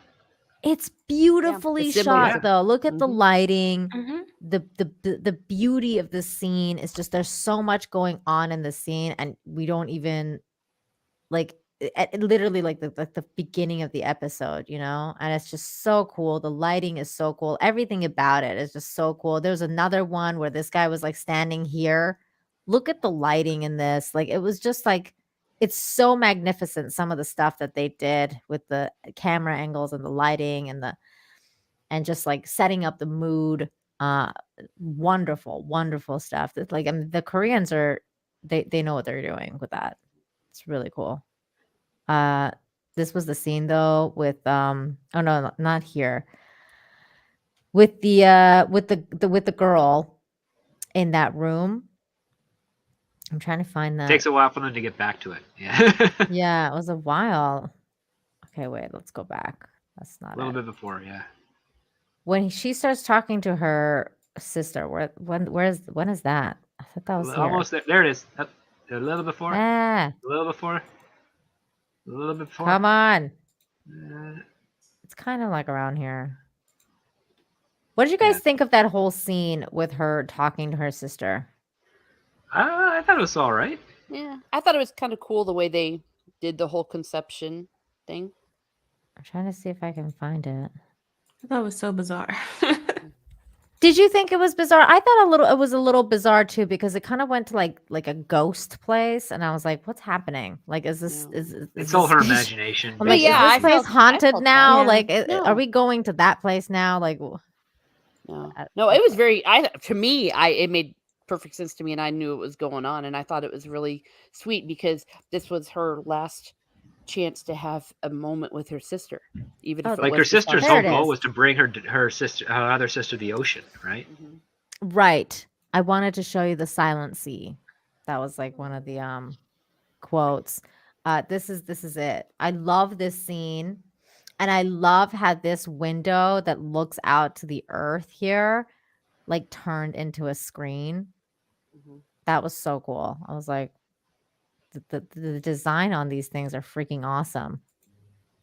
There's the sister when she's seeing the ghost and everything, and she like explains to them like what she was doing, and then she like reaches for her, and she's like gone. This scene was really powerful. I really I liked did that like how scene. it transitioned back Yeah. to reality. That was cool. The transition to reality was really cool. This is the fucking scene with the clones. Oh gosh, this was horrible. That was weird. Mind you, like when she fell down that shaft too, because it was such an accident, like how she found it. She's like, I'm just gonna fall down the shaft and Who find falls all off the a clones. ladder that small? Like she's a tiny person in like a size appropriate shaft. All she has to do is not release her hands, and she decides, yeah, let's do that. Let's just let Let's that just go and Fall see what happens. down. Yeah. And she, Oh, yeah. oh, that was wild. I was like, really? Like, and then she's fine because I was like, oh no, she's gonna die now. And then like nothing happened. She didn't even have a broken ankle or anything. I was like, Nope. okay, Not even a it's fine sprain. now. Didn't even pee herself. Just And then they find like the exit too. That was the funny part. It's like the exit came right back around to like the fucking like the med bay. I was like, Yeah. what? Like, how did you get from here to the med bay? Like, how did you miss this? Magic. I couldn't figure that out. I was like, what? The map. I couldn't figure that out. That was crazy. And then this guy finds them. Oh, this is when she injects the water into her. See, this is why I had a problem with it, because originally when she got sprayed with water, she reacted so weirdly. And then she was like having seizures and shit. And then now she injects it into her veins and she's like, fine.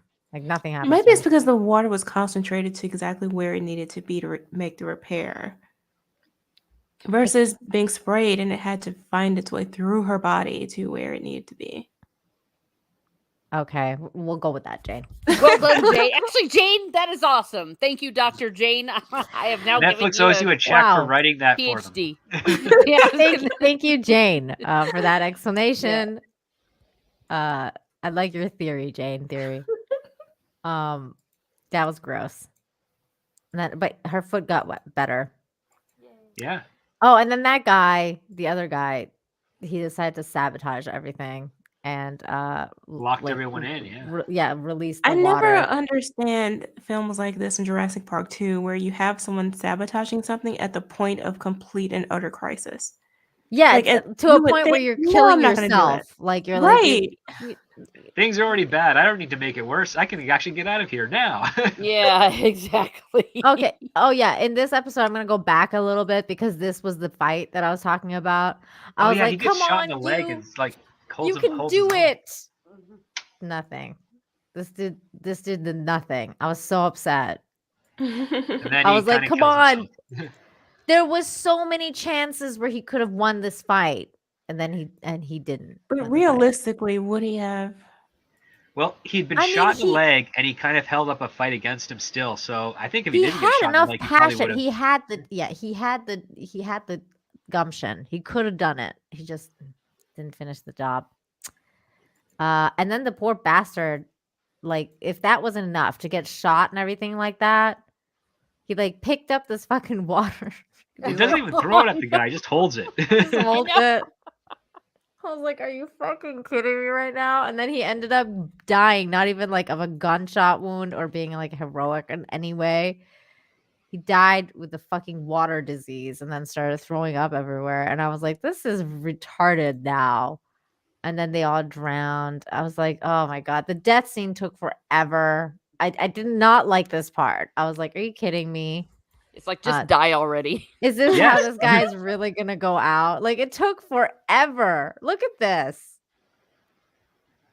Well, he did die faster than the other dude.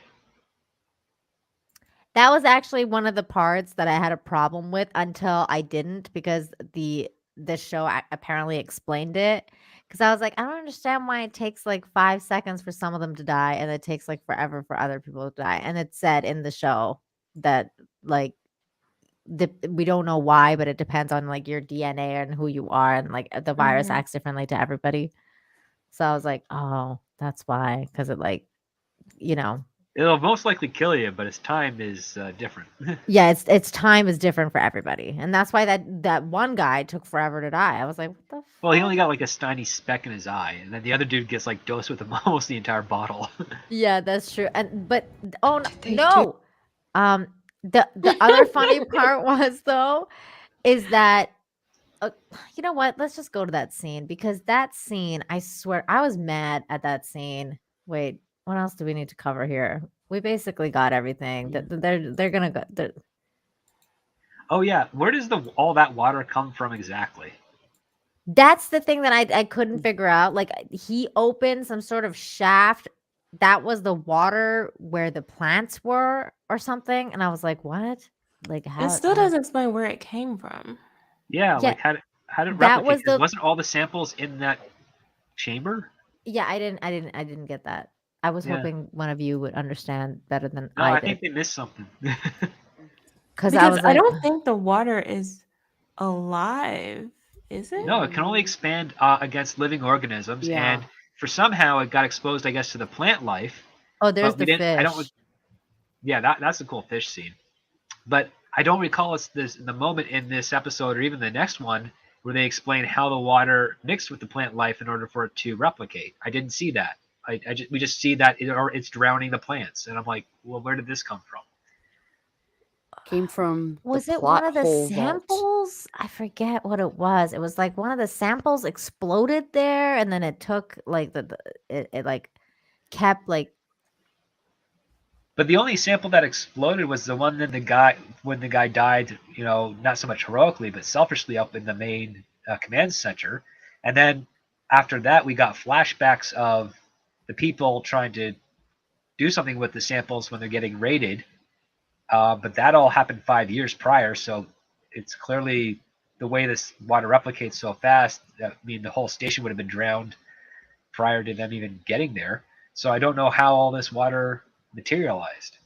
Yeah, I'm trying to figure it out. There was It almost seemed like it was attacking them, but that didn't make sense. There was a scene where he's like, "Okay, I'm gonna like let go of the water." That's the part that I didn't figure out, because he knew where the water was, and then he was like, "I'm just gonna like vent this shit out now." But I can't find that scene right now. Yeah. It was like around here when he was like deciding whether to vent it or not. I think it was after he killed this guy, or was it before? I think it was after. But anyways, this scene though, this is when they're like doing human experiments, and they figure out that they can like they were basically killing these clones, these poor clones. I hated this scene. Yeah, they kept like, just killing, like drowning them over and over again until one of them, this Luna, responded well to the virus. This new or version of whatever you wanna call it. Luna survived the water. Yeah. Yeah, and then the whole point was that her knowing that she was like her sister was in charge of all this, like this monstrosity and this situation, this monstrous situation, that she would basically not want it out, like that she wouldn't want to tell the government or anyone what her sister did here. And her that was sister, a bit weird though, because I mean, you're trying to save the human race, and exactly. These are clones. So desperate times. I mean, I'm kind of with you, Jane, because you're like, at that point, you're like, okay, desperate times, but at the same time, it's like, where do we draw the line, right? Like, is it worth it? They created the clones to experiment on. I mean, they needed something as close to human as possible, right? To ensure the survival of the species. So let me get this straight, Jane. Oh no! You already know I support AIs. I don't. This shouldn't be a shock. So you're telling me that you support AI, but you have no compassion for clones? So where do clone rights fit with you, Jane? Are you? If it's your own DNA and you're doing stuff to it? I mean, are you anti-clone, Jane? I mean, did Star Wars teach us nothing about the problem with clones? Well, yes, we don't have clones. It's wrong. Well, we can have clones, but we just have to keep them closely controlled and tightly regulated. We have nature's clones, such as twins and triplets, which are evil. So, by the way, did you guys think that the clone was either I think that the clone is that old lady's DNA, and that's why she had like the picture and stuff. I think it's her and her, basically like her daughter or whatever. I don't know. They didn't really explain. You probably shouldn't use your own DNA necessarily. Oh, so you just want to use other people's clones? Oh, Jane. It's okay if it's other people's. Oh, damn. If it's your DNA, you can do whatever you want to it because of property rights. But see, Jane. Well, they could have had volunteers. She totally not about clone rights, man. She's like, get them DNAs, and they're not human. Oh neither are AI, Jane. Neither are AI. They want to destroy humans, Jane. Oh no. So wait, if there was a clone versus AI war, which side would you be on? The AI? According to Star Wars, the clones win. Rudy says I'd clone 10 Ninas. Oh, that sounds really creepy. Damn, yes, it does. God damn. You guys want a good clone show, though. Orphan Black. That show was fucking That is a awesome. good I show, yeah. hated that show. Really? I Yeah. hated the That last. was so distinct. I hated like season 3 and 4, but I thought they cleaned it up in 5. You hated the I- whole thing? The whole thing was so creepy. It was creepy. I liked It is it. creepy show, yeah. It was very creepy. That's the show that made me realize I'm so glad I never like submitted my DNA to the government for that, like like the shit that Lorena does, like the ancestry.com Oh yeah, I stuff. did that. Oh, I don't do that. Oh, you're part of we're part all of it now, doomed. Jane. They Hey, but got that's you. how they've been finding serial killers, though. So I'm in. That's cool. I'm for it. That's great. Suspected serial killers. They haven't actually 100% confirmed them yet. Yeah, No, there was one kid- Teresa, no, there was one- alleged. God. No, there was one guy that they actually did catch that way, and he confessed in everything. And then he went to jail, and then he died in prison. I watch serial killer documentaries all the time because I do. Because you're a weirdo? And the one guy's like, hey, Fascinated you know what? by the human psyche. I like how we got one person here saying like, clone lives don't matter at all. The other person's like, I watch documentaries about psychopaths killing people all the time. Well, you can't understand evil And then there's until me. until you study it. That's also true. It's also true. So but the dilemma here is, and this is the dilemma that's being presented, is was this woman evil? I don't think she was. I don't think she was evil. Oh, I do. Do you? See, that's the thing, right? See, That's the I think road she to was hell is desperate, paved yeah. with good intentions. I mean, no one Mm. ever truly does something evil and thinking, I'm evil. They justify it. I think there's a she- couple of people we can point fingers to that do that. Okay, maybe just if don't- you... I don't think what they were doing was evil though. It would be evil to me if they were doing it for profit. Like the goal of this was to allow certain people to survive and not humanity in general. But if the goal was let's develop something that can allow us to live. I don't think the goal was that, Jane, because the goal was profit. that person was a corporation. These people were doing it for a corporation. They weren't doing it for humanity. But I mean, it could just be a corporation taking it upon themselves because government is, inefficient. Well, technically, this corporation is the government. That's the thing. Like that's well, and good.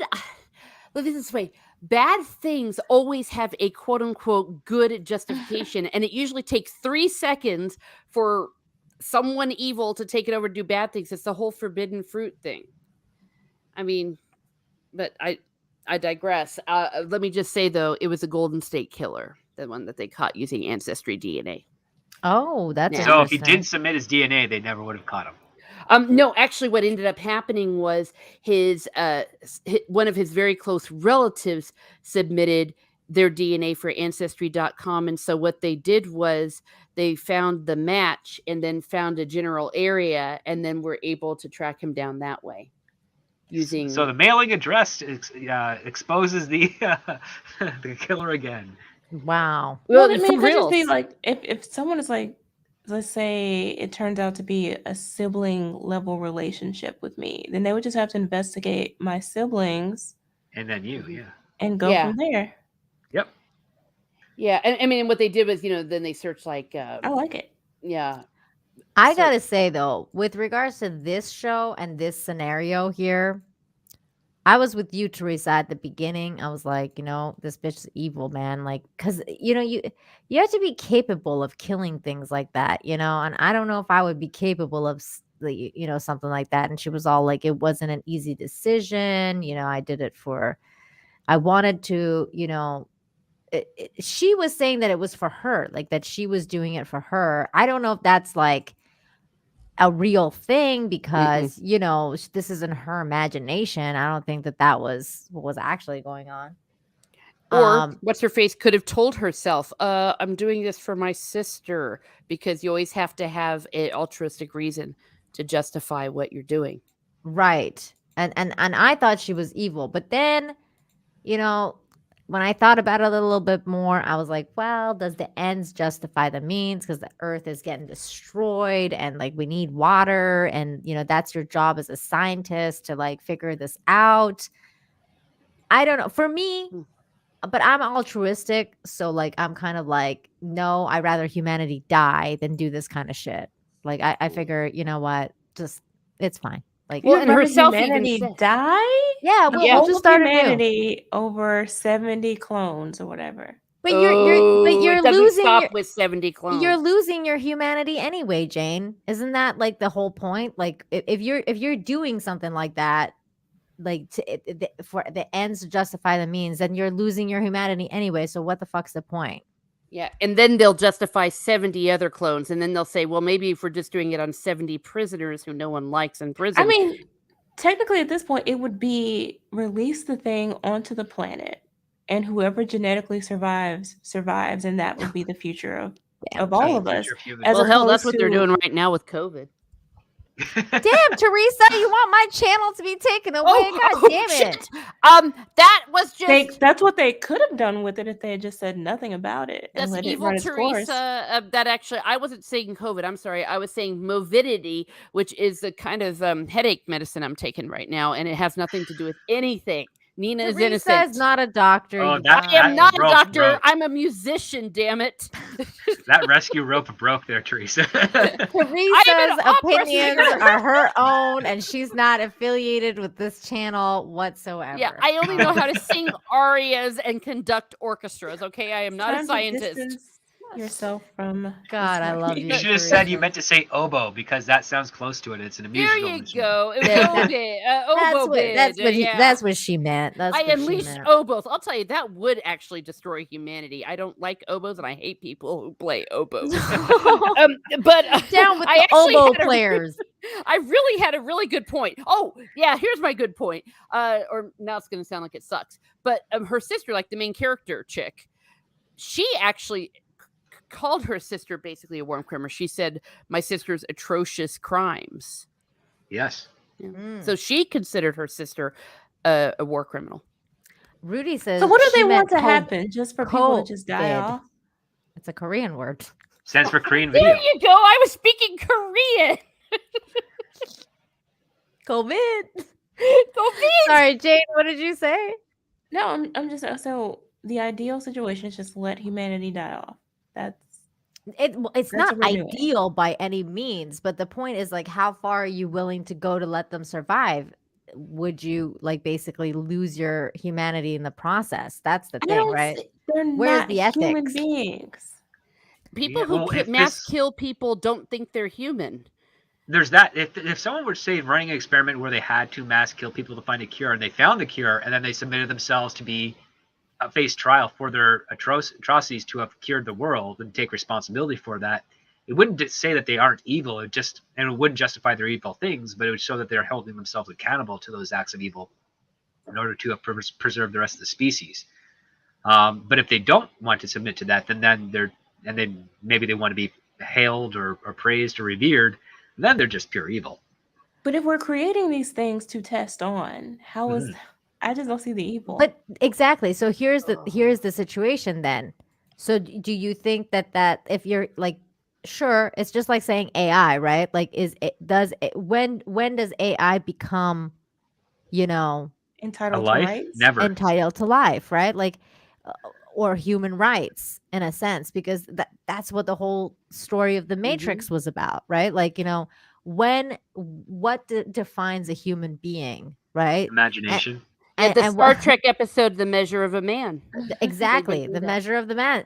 Perfect example, Teresa. But like, that's what you're saying, Jane, is that this person, like this Luna, is not a person, and it Right. deserved to have what happened to her happen to her.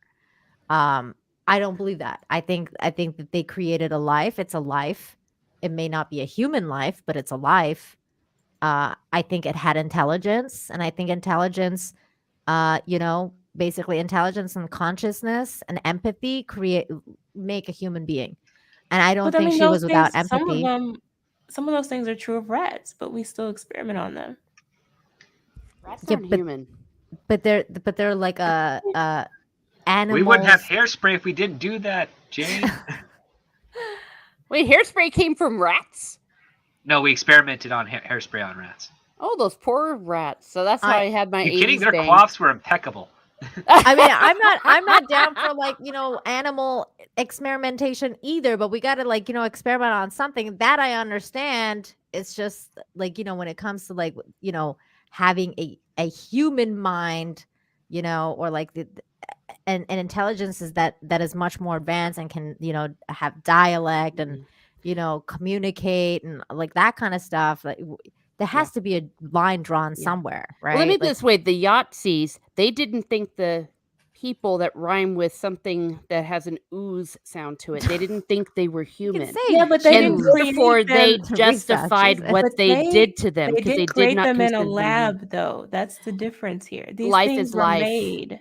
It's no one's fault how they're created. If they're a human, they have dignity. They were made with a purpose to be I don't experimented know. on for I the met All many the survival humans babies of that are have made no with a shred of actual dignity humans. at all. Babies are made with a purpose when they're made in test tubes, but they still have dignity. They're Well, still they could equal they to could just other wipe babies. their minds then. They could make them without brains. They didn't need that part. See Maybe that's the there flaw. you go. See, Oh, like that's one of the Daryl. things, right? That's one of the things that could be said. Like if they were mindless automatons, then sure. I mean, I could be like, all right, well, I mean, it's a mindless automaton, but this thing was clearly not a mindless automaton. It had a consciousness. It had feelings. It created that little sticker for the guy. No, Like didn't it? It was attracted to the sticker for the guy. it was The daughter. attracted to it because of the that thing, but that shows human connection. Like it was attracted to it. It shows it recognized that woman from the picture. That shows intelligence. Like it's not just like some mindless automaton that like doesn't understand love or kindness, because that lady was clearly kind to her. Like that's why she liked her, because she took care of her and was kind of like a mother to her. I still value the planet over these few people.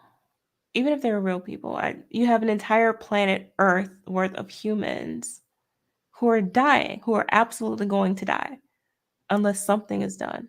So for you, the needs of the few doesn't equate the needs of the many. Like you think that the needs of the many, When the needs of the many need to many survive. is absolute survival, yeah.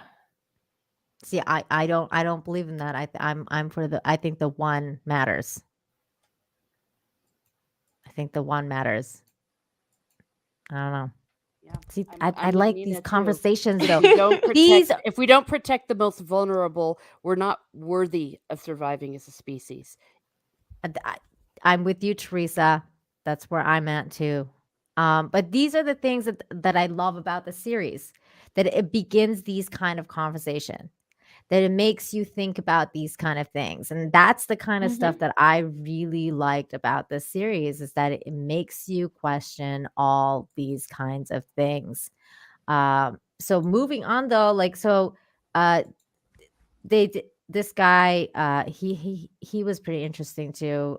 He decided like not to kill that girl, and then they ended up going into figuring out how to get off the planet at this point, um which kind of culminates in in the last episode, of them trying to like kind of like get out of there. We're also shown what happened in the past with all the people, and how the other guy was involved, with being in the mafia and being there at the beginning and everything like that. Also, this lady, she got sick. The main character, She got exposed. Yeah. she got exposed to the water, but she didn't die. And they're all shocked because they were like, She "Oh did my vomit God." water. She did vomit water. She was like vomiting water. That's not a very good pause, but oh my God. Yuck. There she is. She was like drowning in her own water situation mass. And then but the bite saved her. She goes into the scene where she's like seeing stuff. She was seeing this stuff too. She was seeing the what's it called? Like when she started to like kind of like go crazy, She was she was seeing seeing the starfishes and shit. I didn't catch the starfish, but she definitely saw like through the lens of being underwater. Yeah, she definitely saw that. She was like, she fell in, and then she saw that the chick like in the watching her like in the thing. Again, those scenes were really cool. And then this is when we were shown the past and the sister and what she did and everything like that. Real quick, 0 hour discussion with MJ Cruz. Thank you so much for the 125, I think, Filipino currency. I think Philippines. It says Silent Sea was good, some wasted potential, but still far better compared to what Hollywood has done in the past decade. Hail Nina. Hey, what's going on, man? Thank you. Mhm. I agree. I mean, I thought that Amen. this was definitely a fun show. For I mean, 8 episodes. It's like nothing really. Really, I had a good time watching it. And it had an ending, so Yeah. I was happy. I was No, happy but he with it. makes a good point, or she, I'm thinking, assuming, is it was nice to just sit down and watch a sci-fi thing, as you said, Nina and Jane. It makes you think, it Mhm. brings up ideas, but it doesn't do it in a way that you feel like you're being insulted, that you're being preached to, and you could just go along for the ride. It's sci-fi at its best. It doesn't have to be a masterpiece. I'll tell you what, I couldn't stop watching this daggone show, and to me, then that's what it is. That's Amen, a hallelujah. successful thing for Yeah, me. to Yeah, at me, this yeah. point. And as he said, that I could do it and not just have all that baggage that usually we find in our entertainment. Yeah. Well, Yeah. it's focused on the actual problem of the story, and it's not trying to preach current day issues. And I love that about it. And this is what I'm like, you can create powerful female characters like these 2 doctors here. And have them like totally make sense. Or even like, the head of the company is a woman. Like, you know what I mean? Like there's a lot of like powerful female characters in this. I mean, the little clone girl is a girl. And you're not having it be like just bogged down by like, identity politics and But I and I think think that's that cool. was something that they clearly had in mind that this is what they wanted to do. It's just I think they did it well. Whether Mhm. it's females in leadership positions or women in power or talking about climate issues or what it Mhm. means to be human. I mean, they addressed all of those things that you might have a quote unquote agenda and wanting to put into your work. But Mhm. they didn't forget the entertainment aspect and the storytelling Yes. aspect. And that's what's important. Definitely. Definitely. I agree with everything that you just said. Yeah, so she's like, when she was drowning and she's like seeing everything and then she wakes up and she's like, "Oh, I'm fine. I'm okay." And it's because this little girl bit her. She's got immunity now. She's like a vampire. all Luna has to do is bite every human on the planet. Or Well, why didn't she at or least bite everyone in the well, I guess it could not everyone would have it. It wouldn't work with everyone, I don't think. If she was an O negative blood, yeah, probably would.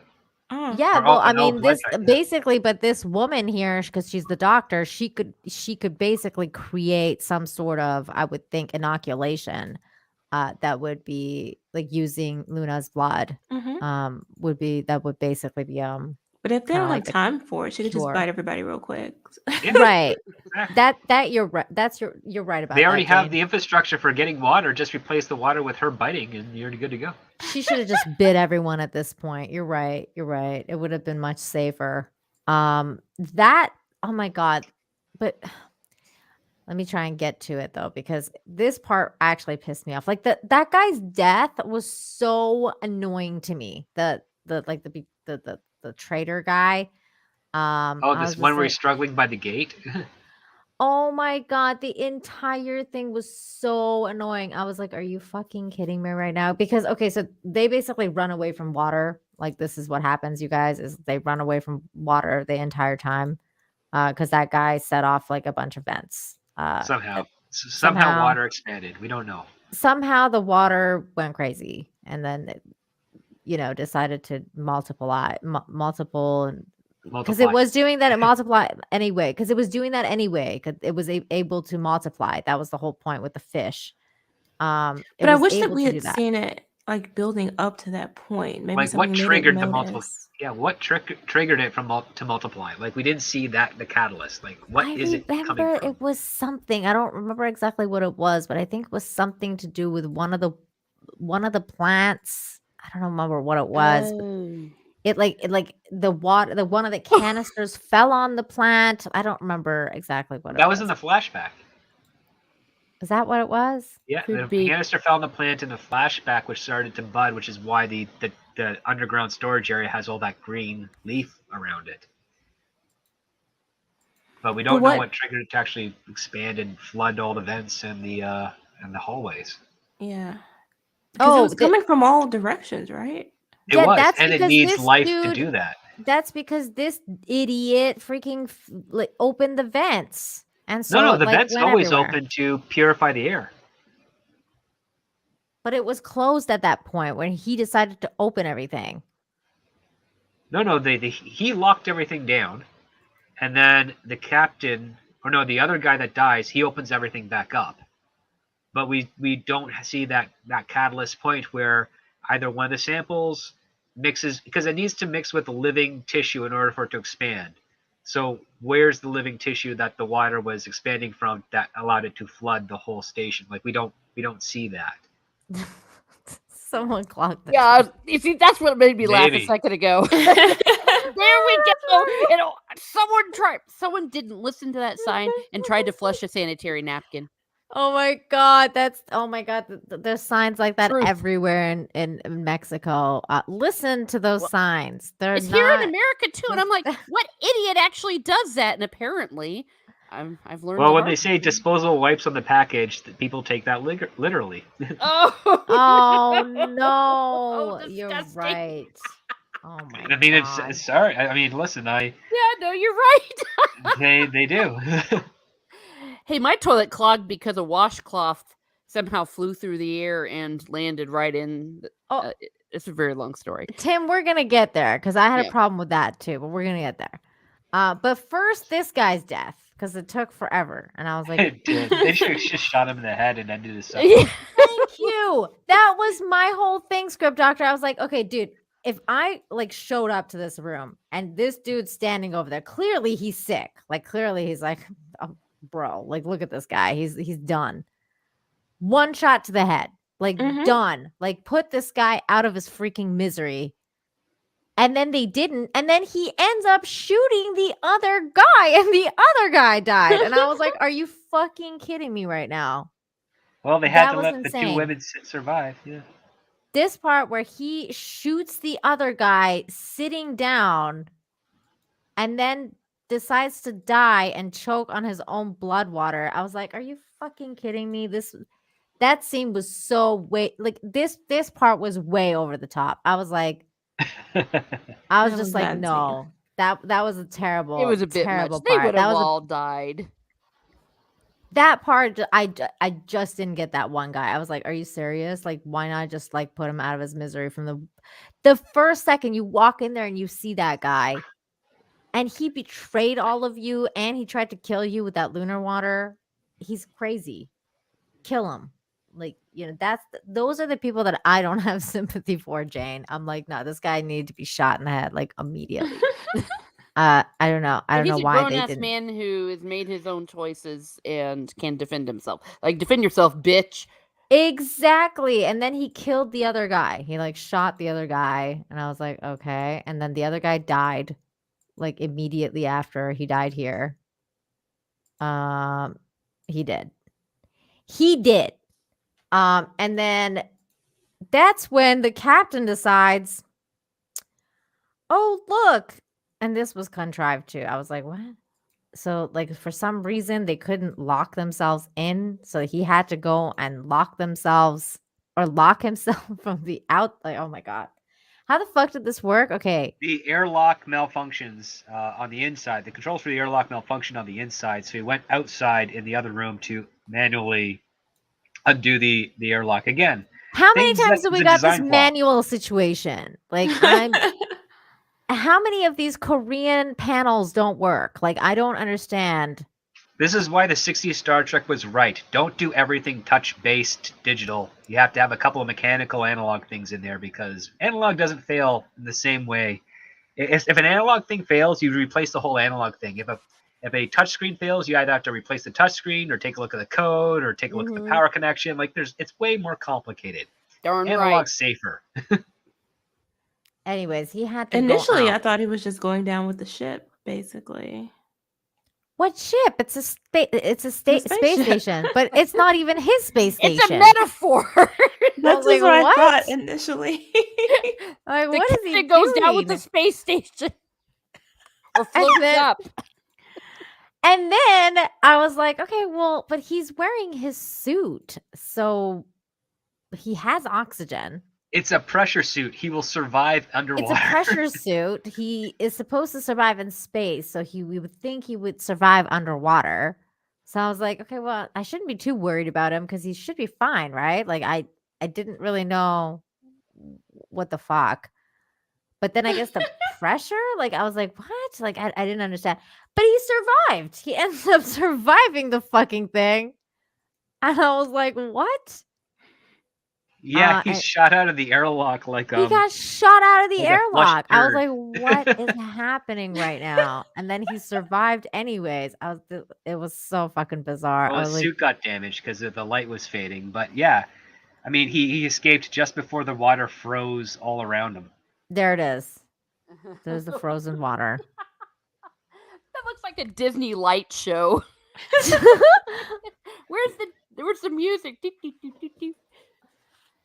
Yeah, Tim, he was shot out like of the front door, which made no sense. I was like, what? Oh no, it makes sense. It's pressure. Like the door, imploded from the water pressure, and he decided, hey, there's an exit, and he just kind of rolled his way in, and then let the water carry him out. But the door was locked behind him. But the water was breaking down the doors that they'd locked previously beforehand. Yeah, but he would have totally been decapitated. Come on. No, Yeah, like the if he was water up against the back wall and not up against the door, he would have been fine. He would just be facing the pressure of that water hitting him, but he would be, as long as life support in his suit was okay, he would be relatively unscathed. Once the pressure of the water knocks the door out of its frame, and then knocks the airlock door out of its frame, he can just go ride that out like a swim up. Yeah, Well, that's He one doesn't even have to hell of a swim; he just lucky. rides it out. Problem That's is one that hell of a lucky hit. it is one heck of a lucky hit because he technically should have been frozen midway in that stream. That's the problem. That's I the had. thing. That's the thing. He should have been frozen. They should have had to midway. He chip him out. should have just let it go. Like he should be frozen in here. The ice would be thing. frozen around him, and he'd be fine inside, and then he'd be like on the communications, like, "Get an ice pick, get me out of this." Right. Like Get if an he's ice still pick, but alive don't poke my eye out. and conscious. Like, Oh my because he gosh. could be like passed out. It but would have then been he wakes temperature up. regulated Died in there though, as didn't well. I think, was all he may have blinking died out. at the end, or at least passed We don't out. know if he died or not because he was technically alive. And then We and do then know the that, ship Like, came. and I thought he like blinked out. No, I The don't think- lights I think definitely he's- blinked out. I think he survived because the ship I think he came and then they were survived, like, yeah. "We've got all the survivors," and I was like, "What?" I thought he survived. Well, yeah, they Well, don't say a number. But if he was dead, he wouldn't have been one of the survivors.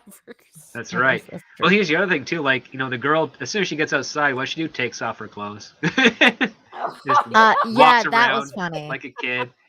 And I'm like, That- so she doesn't need atmosphere to live. She doesn't feel cold. No, See, I she's thought like they a were all- fish underwater. That was the whole thing. That's why I was like, so is this water thing like actually real? Like when they get immune to it, are they kind of like fish? Like is she seeing water everywhere? Like this is where I'm kind of like I don't know, but she's walking on the moon like it's normal 1G gravity, which is weird. Yeah. See, I thought Um, that this was actually a dream or something, that it wasn't real at first. That's what I thought. Until she Oh my- gave the thing back to the guy. Yeah, exactly. Because as you said, she's just walking along, singing a song. It's like, okay, something. This is one hell of a trip. Brittany Venti's boobs for Toonie says, Nina, my Persian queen, don't tell Brittany. I won't. What? Okay. Someone's and got boobs? yeah, Brittany Venti. She's got great boobs. Oh, Uh, had no idea. 200 Watt Studios for $2 says, hey guys, this show sounds dumb. Oh no, it's Um, great. It's awesome. You should watch it. I still liked He- it. I thought it was great. It's a silly show.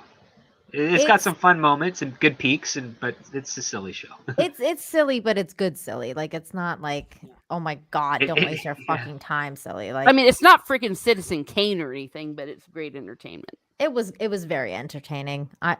The ending lost me. The ending, I was just like, what is happening? I was a little bit They got like, out. what? They got rescued. That's the ending. They got out and they got rescued. Well, and she's Or did all- they? Okay, so then this is when she finds the. Oh my god! I was like, what is happening the whole time when she found the dude? I was like, really? And he's just like sitting up against this rock. Like, Yeah, I know, that was hilarious. How did you get I was there? laughing. How did he get there? Like how? Like, If he got knocked into it, then he would be hurting right now. oh no. Oh, Oh my god. You can't It is have melancholic music. Take out your channel. It was totally melancholic music. So you guys think he died? I don't know. Yeah.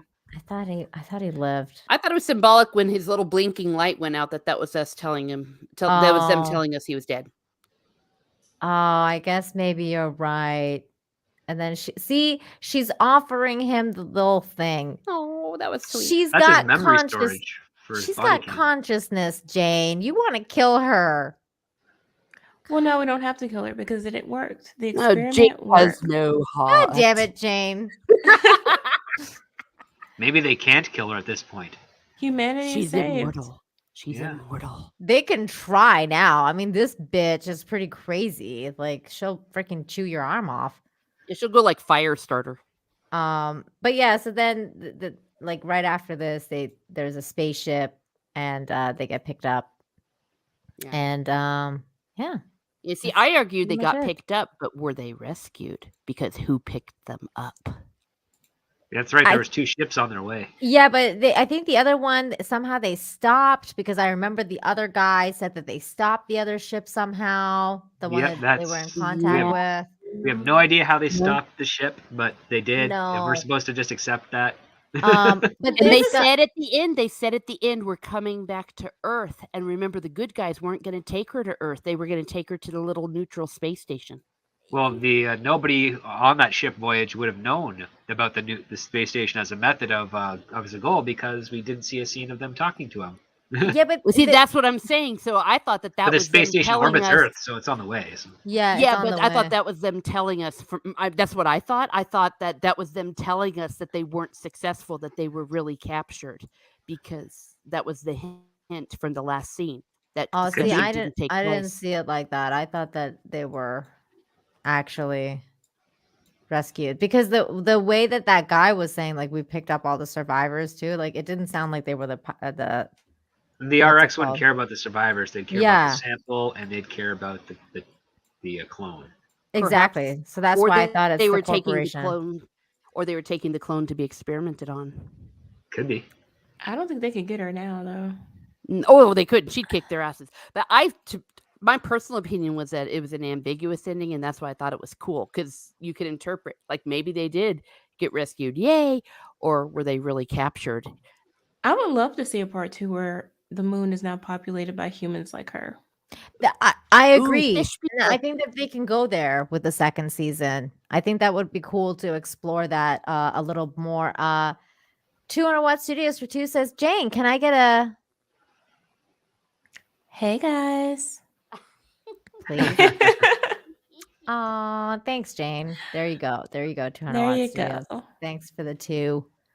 I thought this scene was really cool when they found her and she was just like standing there and like looking at the earth. Weird. I was like, oh, she's like able to walk in space. And now, what if she can just fly to Earth? I don't know if she can fly, Jane. Come on. She now. might burn up in the atmosphere, but hey, she might make it. She Come on might now. go back. Oh, I that'd be don't know. badass. She's like not a- Superman. She's a friggin' human meteor. Let's do We it. don't know now. We don't know the limits of her powers. Loads of unanswered questions, which is why I don't want there to be a season 2. I There's- like having the Oh, questions. there's so gonna be a season 2. I know, but I don't I want don't it. know. I want the questions, and I don't want an answer. I'm saying there's gonna be a season 2 because it was successful, and they're like they want to make a universe for everything now. They're like, oh, okay, let's that was successful. Okay, great. Let's do it. Hawaii Turo for 5. Thank you so much. Says the ending made me wonder why did I watch this show? Oh, I'm sorry you hated the ending so much. I didn't hate it that much. I thought it was It at this point. completed I'm just that glad part I of the have an story. ending. I was like, okay, yeah, exactly. Script. It Yeah. completed the I- story. I Completed loved the that ending. aspect of it. Yeah. I thought it was a great ending. What did you think, Jane? Did you like the ending? I thought it was fine. It did leave a lot of unanswered questions and a lot to explore, and I don't mind them giving it a shot. I just hope that they sort of keep in mind what made this one work. Let's see here. The Silent Sea season 2. Has there been any news yet? It doesn't seem like there's any news. As of late, there's currently no information. No. So there's no information about it. But it's possible. I think it's possible. 200 Watt Studios for 2 says, Nina, can I get a turtle noise? Sure. There you go. Oh God. Oh crap! I thought he wanted you to make the turtle noises. I got a clip now. I don't know. Oh god. Okay, I was like, Nina makes turtle noises. I've done that before, but it's Well, not that an all the escalated time quickly. thing. Okay. Well, that was it. That was the end of our review for the Silent Sea. Does anyone have any extra thoughts about the show? Teresa, did you have final thoughts on this? I thought it was badass. I enjoyed it. Like I said, I couldn't stop watching it. It made me think. It made me frustrated. It made me tired. It made me claustrophobic. And I thought the ending was effing fantastic. And I don't want a sequel because I don't want to know what really happened. You don't want to know. I don't want to know. I like the fact that keep the mystery alive. Yeah, the mystery is alive. I felt like they deliberately made it ambiguous, and I think that's cool, and that is good sci-fi. I like that too. I like ambiguous things sometimes. It's like, you know what? I'm fine with like not being told exactly what happened and like having my imagination kind of think about it. That's fine. Yeah, you got to be careful how you use that, but in my humble opinion, it worked for this series. I also like just having an ending. That's totally fine. Jane, what about you? What any final thoughts that you want to?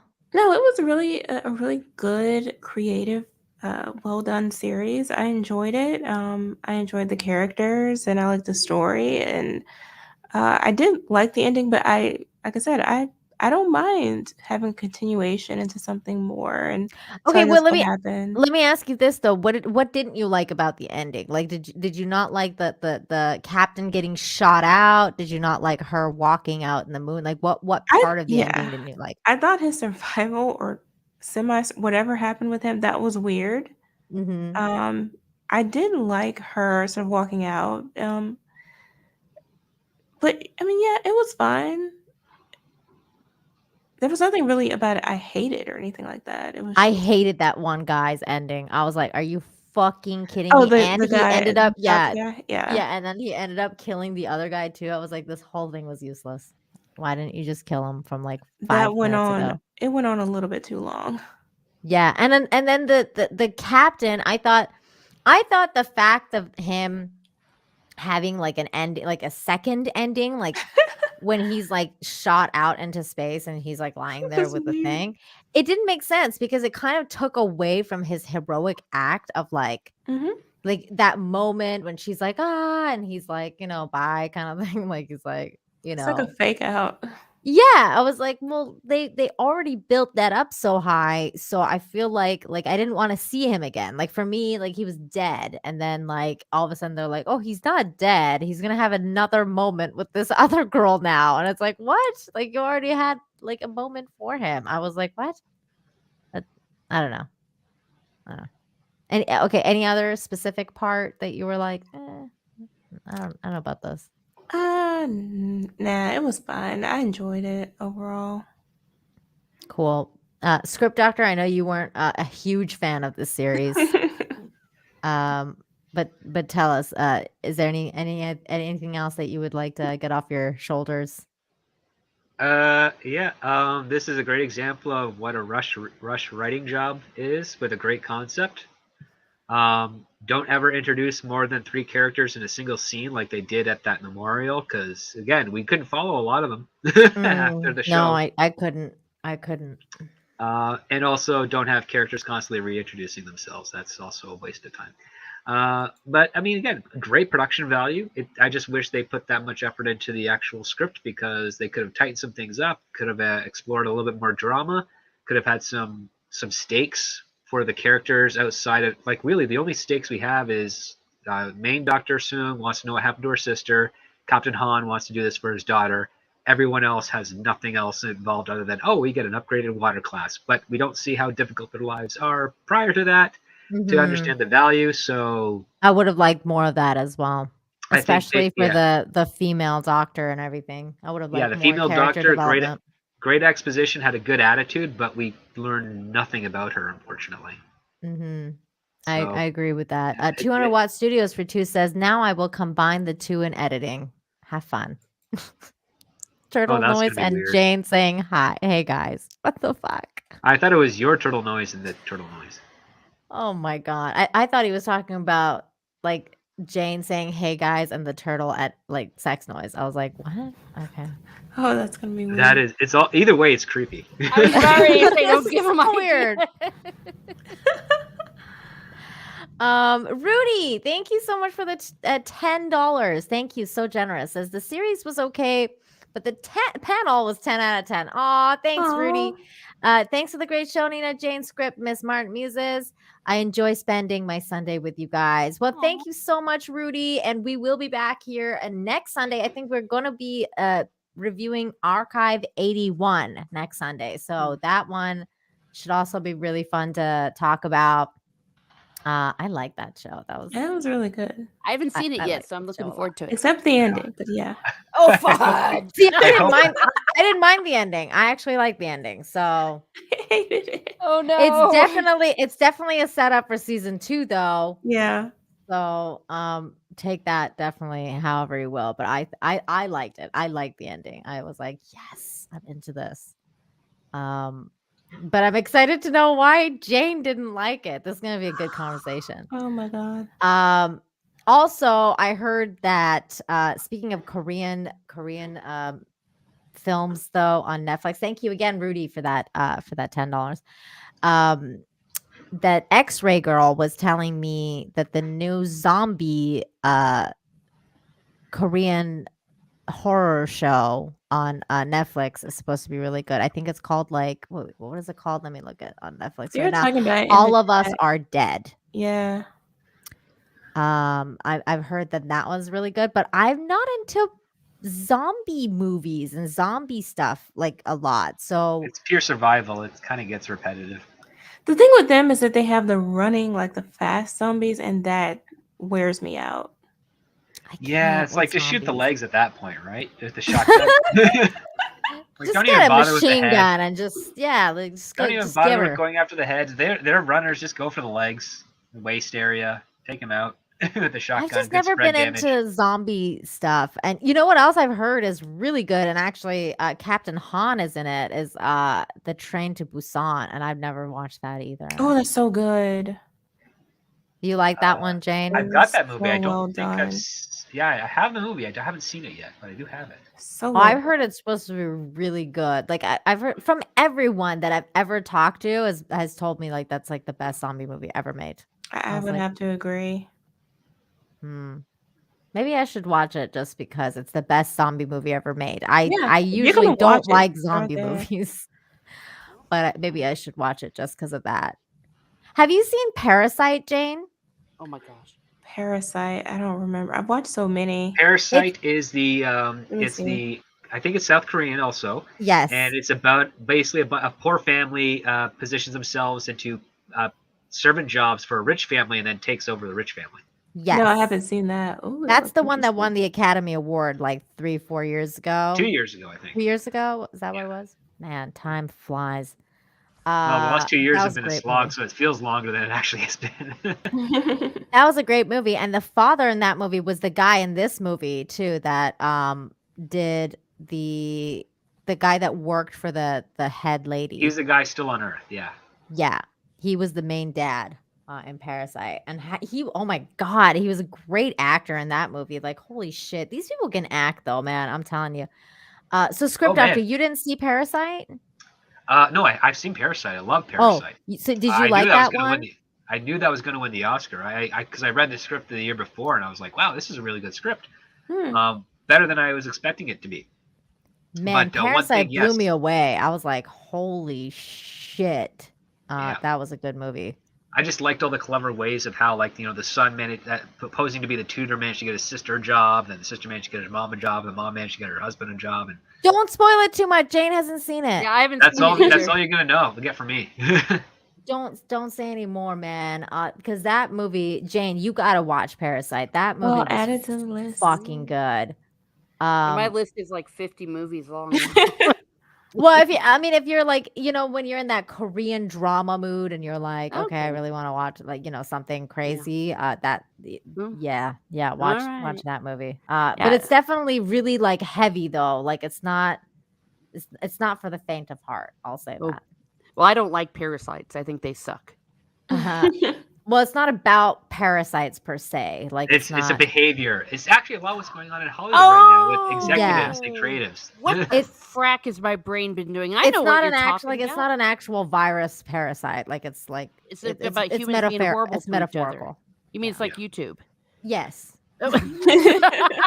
Sure, that's one way. 200 Watt Studio Survive says my solution to fast zombies is everyone is issued a 50 caliber to take out their legs and makes it easier for everyone. That's kind of like what Script Doctor was suggesting. Just take out their legs. Name though. Yeah. Big on shotguns because they have like good spread damage, so you can take out the legs a lot easier. Good example of that's like Jay would know with the Fortnite games because the spread damage hits more enemies, right? Yeah, that's true. Yeah.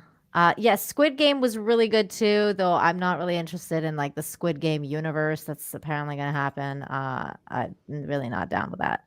But 200 Watt Studios for 5 says if you like Parasites, watch the previous film, The Host. Ooh, he made The Host like a decade prior. Wait, is that okay? The Host is like a monster movie. Is it? It's not the one. It's an intimate monster movie with kids. So like there's some kids. There's a monster that's eating people. Oh, but that's totally different though than like. It's what not the same as Parasite Parasite was at about. all. Like Parasite was about like actual like human. It's about relationships. Parasite's about relationships and manipulation. The Host has relationships in there, but there's a sea creature. Parasites was like there's so many layers to that movie. Like it was about the social dynamics. It was about like like the elite versus like the underclass. Like it's just there's so much to it. Man, there was layers to that movie. That's why when it won the Academy Award, I was like, what's the competition? Like other than like there's nothing else. Like all the other movies sucked. I was like, this movie like yeah, it's gonna win. I mean, it was like to the people who were like mad about it, I was like, you haven't seen the movie if you don't like, you know what I mean? Like if you don't think that Parasite should have won, you probably haven't watched the movie. But anyways, okay. You've seen The Host? I haven't seen The Host. But okay, I'll see if maybe I'll watch this. I don't know. Now I kind of want to watch Train to Busan. The sea monster. I'm looking at these pictures. They don't look great. It was done like what 2007, awful. I think. Like what year was this made in? Because this I looks think it was 2007, 2006, 2007, something like that. Oh, that would make sense. That would make sense because this animation looks freaking awful. It looks gloriously awful. Look at this. Oh my god. This looks so bad. It looks like me playing with my dinosaurs in my bathtub when I was 5. By the way, this girl that was in The Silent Sea, I knew her from Sense8. Is that the clone? No, the main character, like the main girl. She was in Sense8, and that is a show that I will never recommend to anyone. That's Wachowski's show. Yeah, that's a fucking terrible show. It was a great idea, but it was a terrible show. 0 hour discussion. Thank you so much for the 125 Filipino pesos. Says Train to Busan is the best zombie movie made in the recent decade. Kingdom is the best zombie medieval Korea series made. Especially season 1. Really worth it. Wow. Is that a zombie one though? Kingdom. I can't stand zombies, but you guys are making me watch all these zombie things. Hey, that chick is in this Kingdom movie too, or whatever series. The main girl. Hey, this looks pretty good. I might be into this. Have you guys seen this? Kingdom? It's not ringing look a at it right bell. there. Looks. It's the main girl. Yeah. Wait, is this the main dude? Not the main dude, but the one that like betrayed everyone? Oh no, wait. Who is he? He looks so familiar. I don't know. Everybody Google. He looks really familiar, but I don't know where I know him from. Dude, this show looks good. Wait, is this over?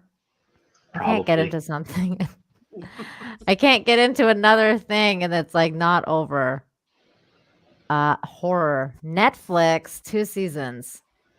Oh, look at all the Jehovah's Witnesses in your area. What? Oh, They're the map. let's Scroll down. Oh my god, Jehovah's Witness Kingdom Halls? Dang. What is this? Mexico is hopping. Temporarily closed. Oh, What? I don't know what this is. That sounds funny. All right. Well, I'll have to maybe check out Kingdom. Jane, have you seen Kingdom? No. Okay. 200 Watt Studios. Thank you so much for the $5. Says host is about a dysfunctional family dealing with a sea monster. It's really good. Oh, okay. All right. Sounds like it's got layers too. I'll have to check it out. layers like an onion. Host is a must watch. Okay. Mhm. All right. I'll take your word for it, guys. Okay. That's it. That's the show, you guys. Thank you so much for hanging out with us. Next week, we will be reviewing Archive 81 also on Netflix. So please check that out so you can watch along with us or talk about it with us.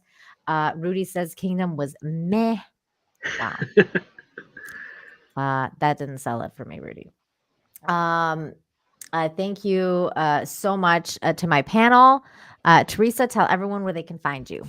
You can find me here on YouTube, Miss Martin Muses, where I talk about what makes me laugh, makes me cry, makes me happy, makes me sad, or just really ticks me off. I'm going to be talking video games tomorrow night and Tuesday night with Steve Kenobi, Lady Gravemaster, and a possible other guest, everything Indiana Jones. Ooh, very, very cool. Teresa's links is in the description down below. Make sure you are subscribed. Script Doctor, my Canadian friend, Hey. Hey. Are you gonna go to the protest? Say. Well, I did visit the one that was about 2 hours from me over the weekend. That was Did nice. you go? Did you? I did. I Yeah? showed some support Yay. and talked to some people. It was pleasant and peaceful and nice. And even though there was a counter protest there that was very, very silly people. I can't make it up to Ottawa because that's like a day's commute for me. But yeah, that's far. But I will find a way to show my support remotely for all the people out there, and hope that we see some positive turnarounds given some of the current situations happening. Mm-hmm. But in the time being, you can find me on Twitter at ScriptDoctorPhD, and I do have a YouTube channel, youtube.com/ScriptDoctor, where I do reviews and analyses on stories and film and television. Yeah, that's links is in the description.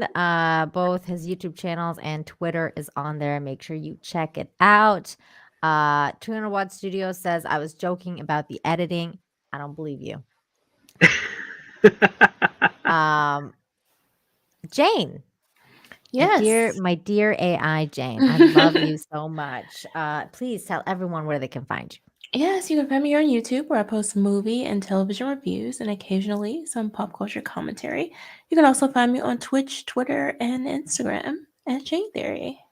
Yay. Woo! Again, all the links is in the description. Join us next week for the Archive 81 review. And also to what's going on today? Okay, so Monday, tomorrow, I will be on Midnight's Edge for Toxic Femme. I've been gone for 2 weeks, so it's gonna be fun to hang out with Midnight's Edge again on Toxic Femme at 8 Eastern. And then Tuesday, you can find me on The Real BBC with As Heel versus Babyface and Gary. I think it's going to be on Gary's channel this week, so you can find me there on Tuesday. And then I think Wednesday, I'm going to be on Adam Coleman's channel.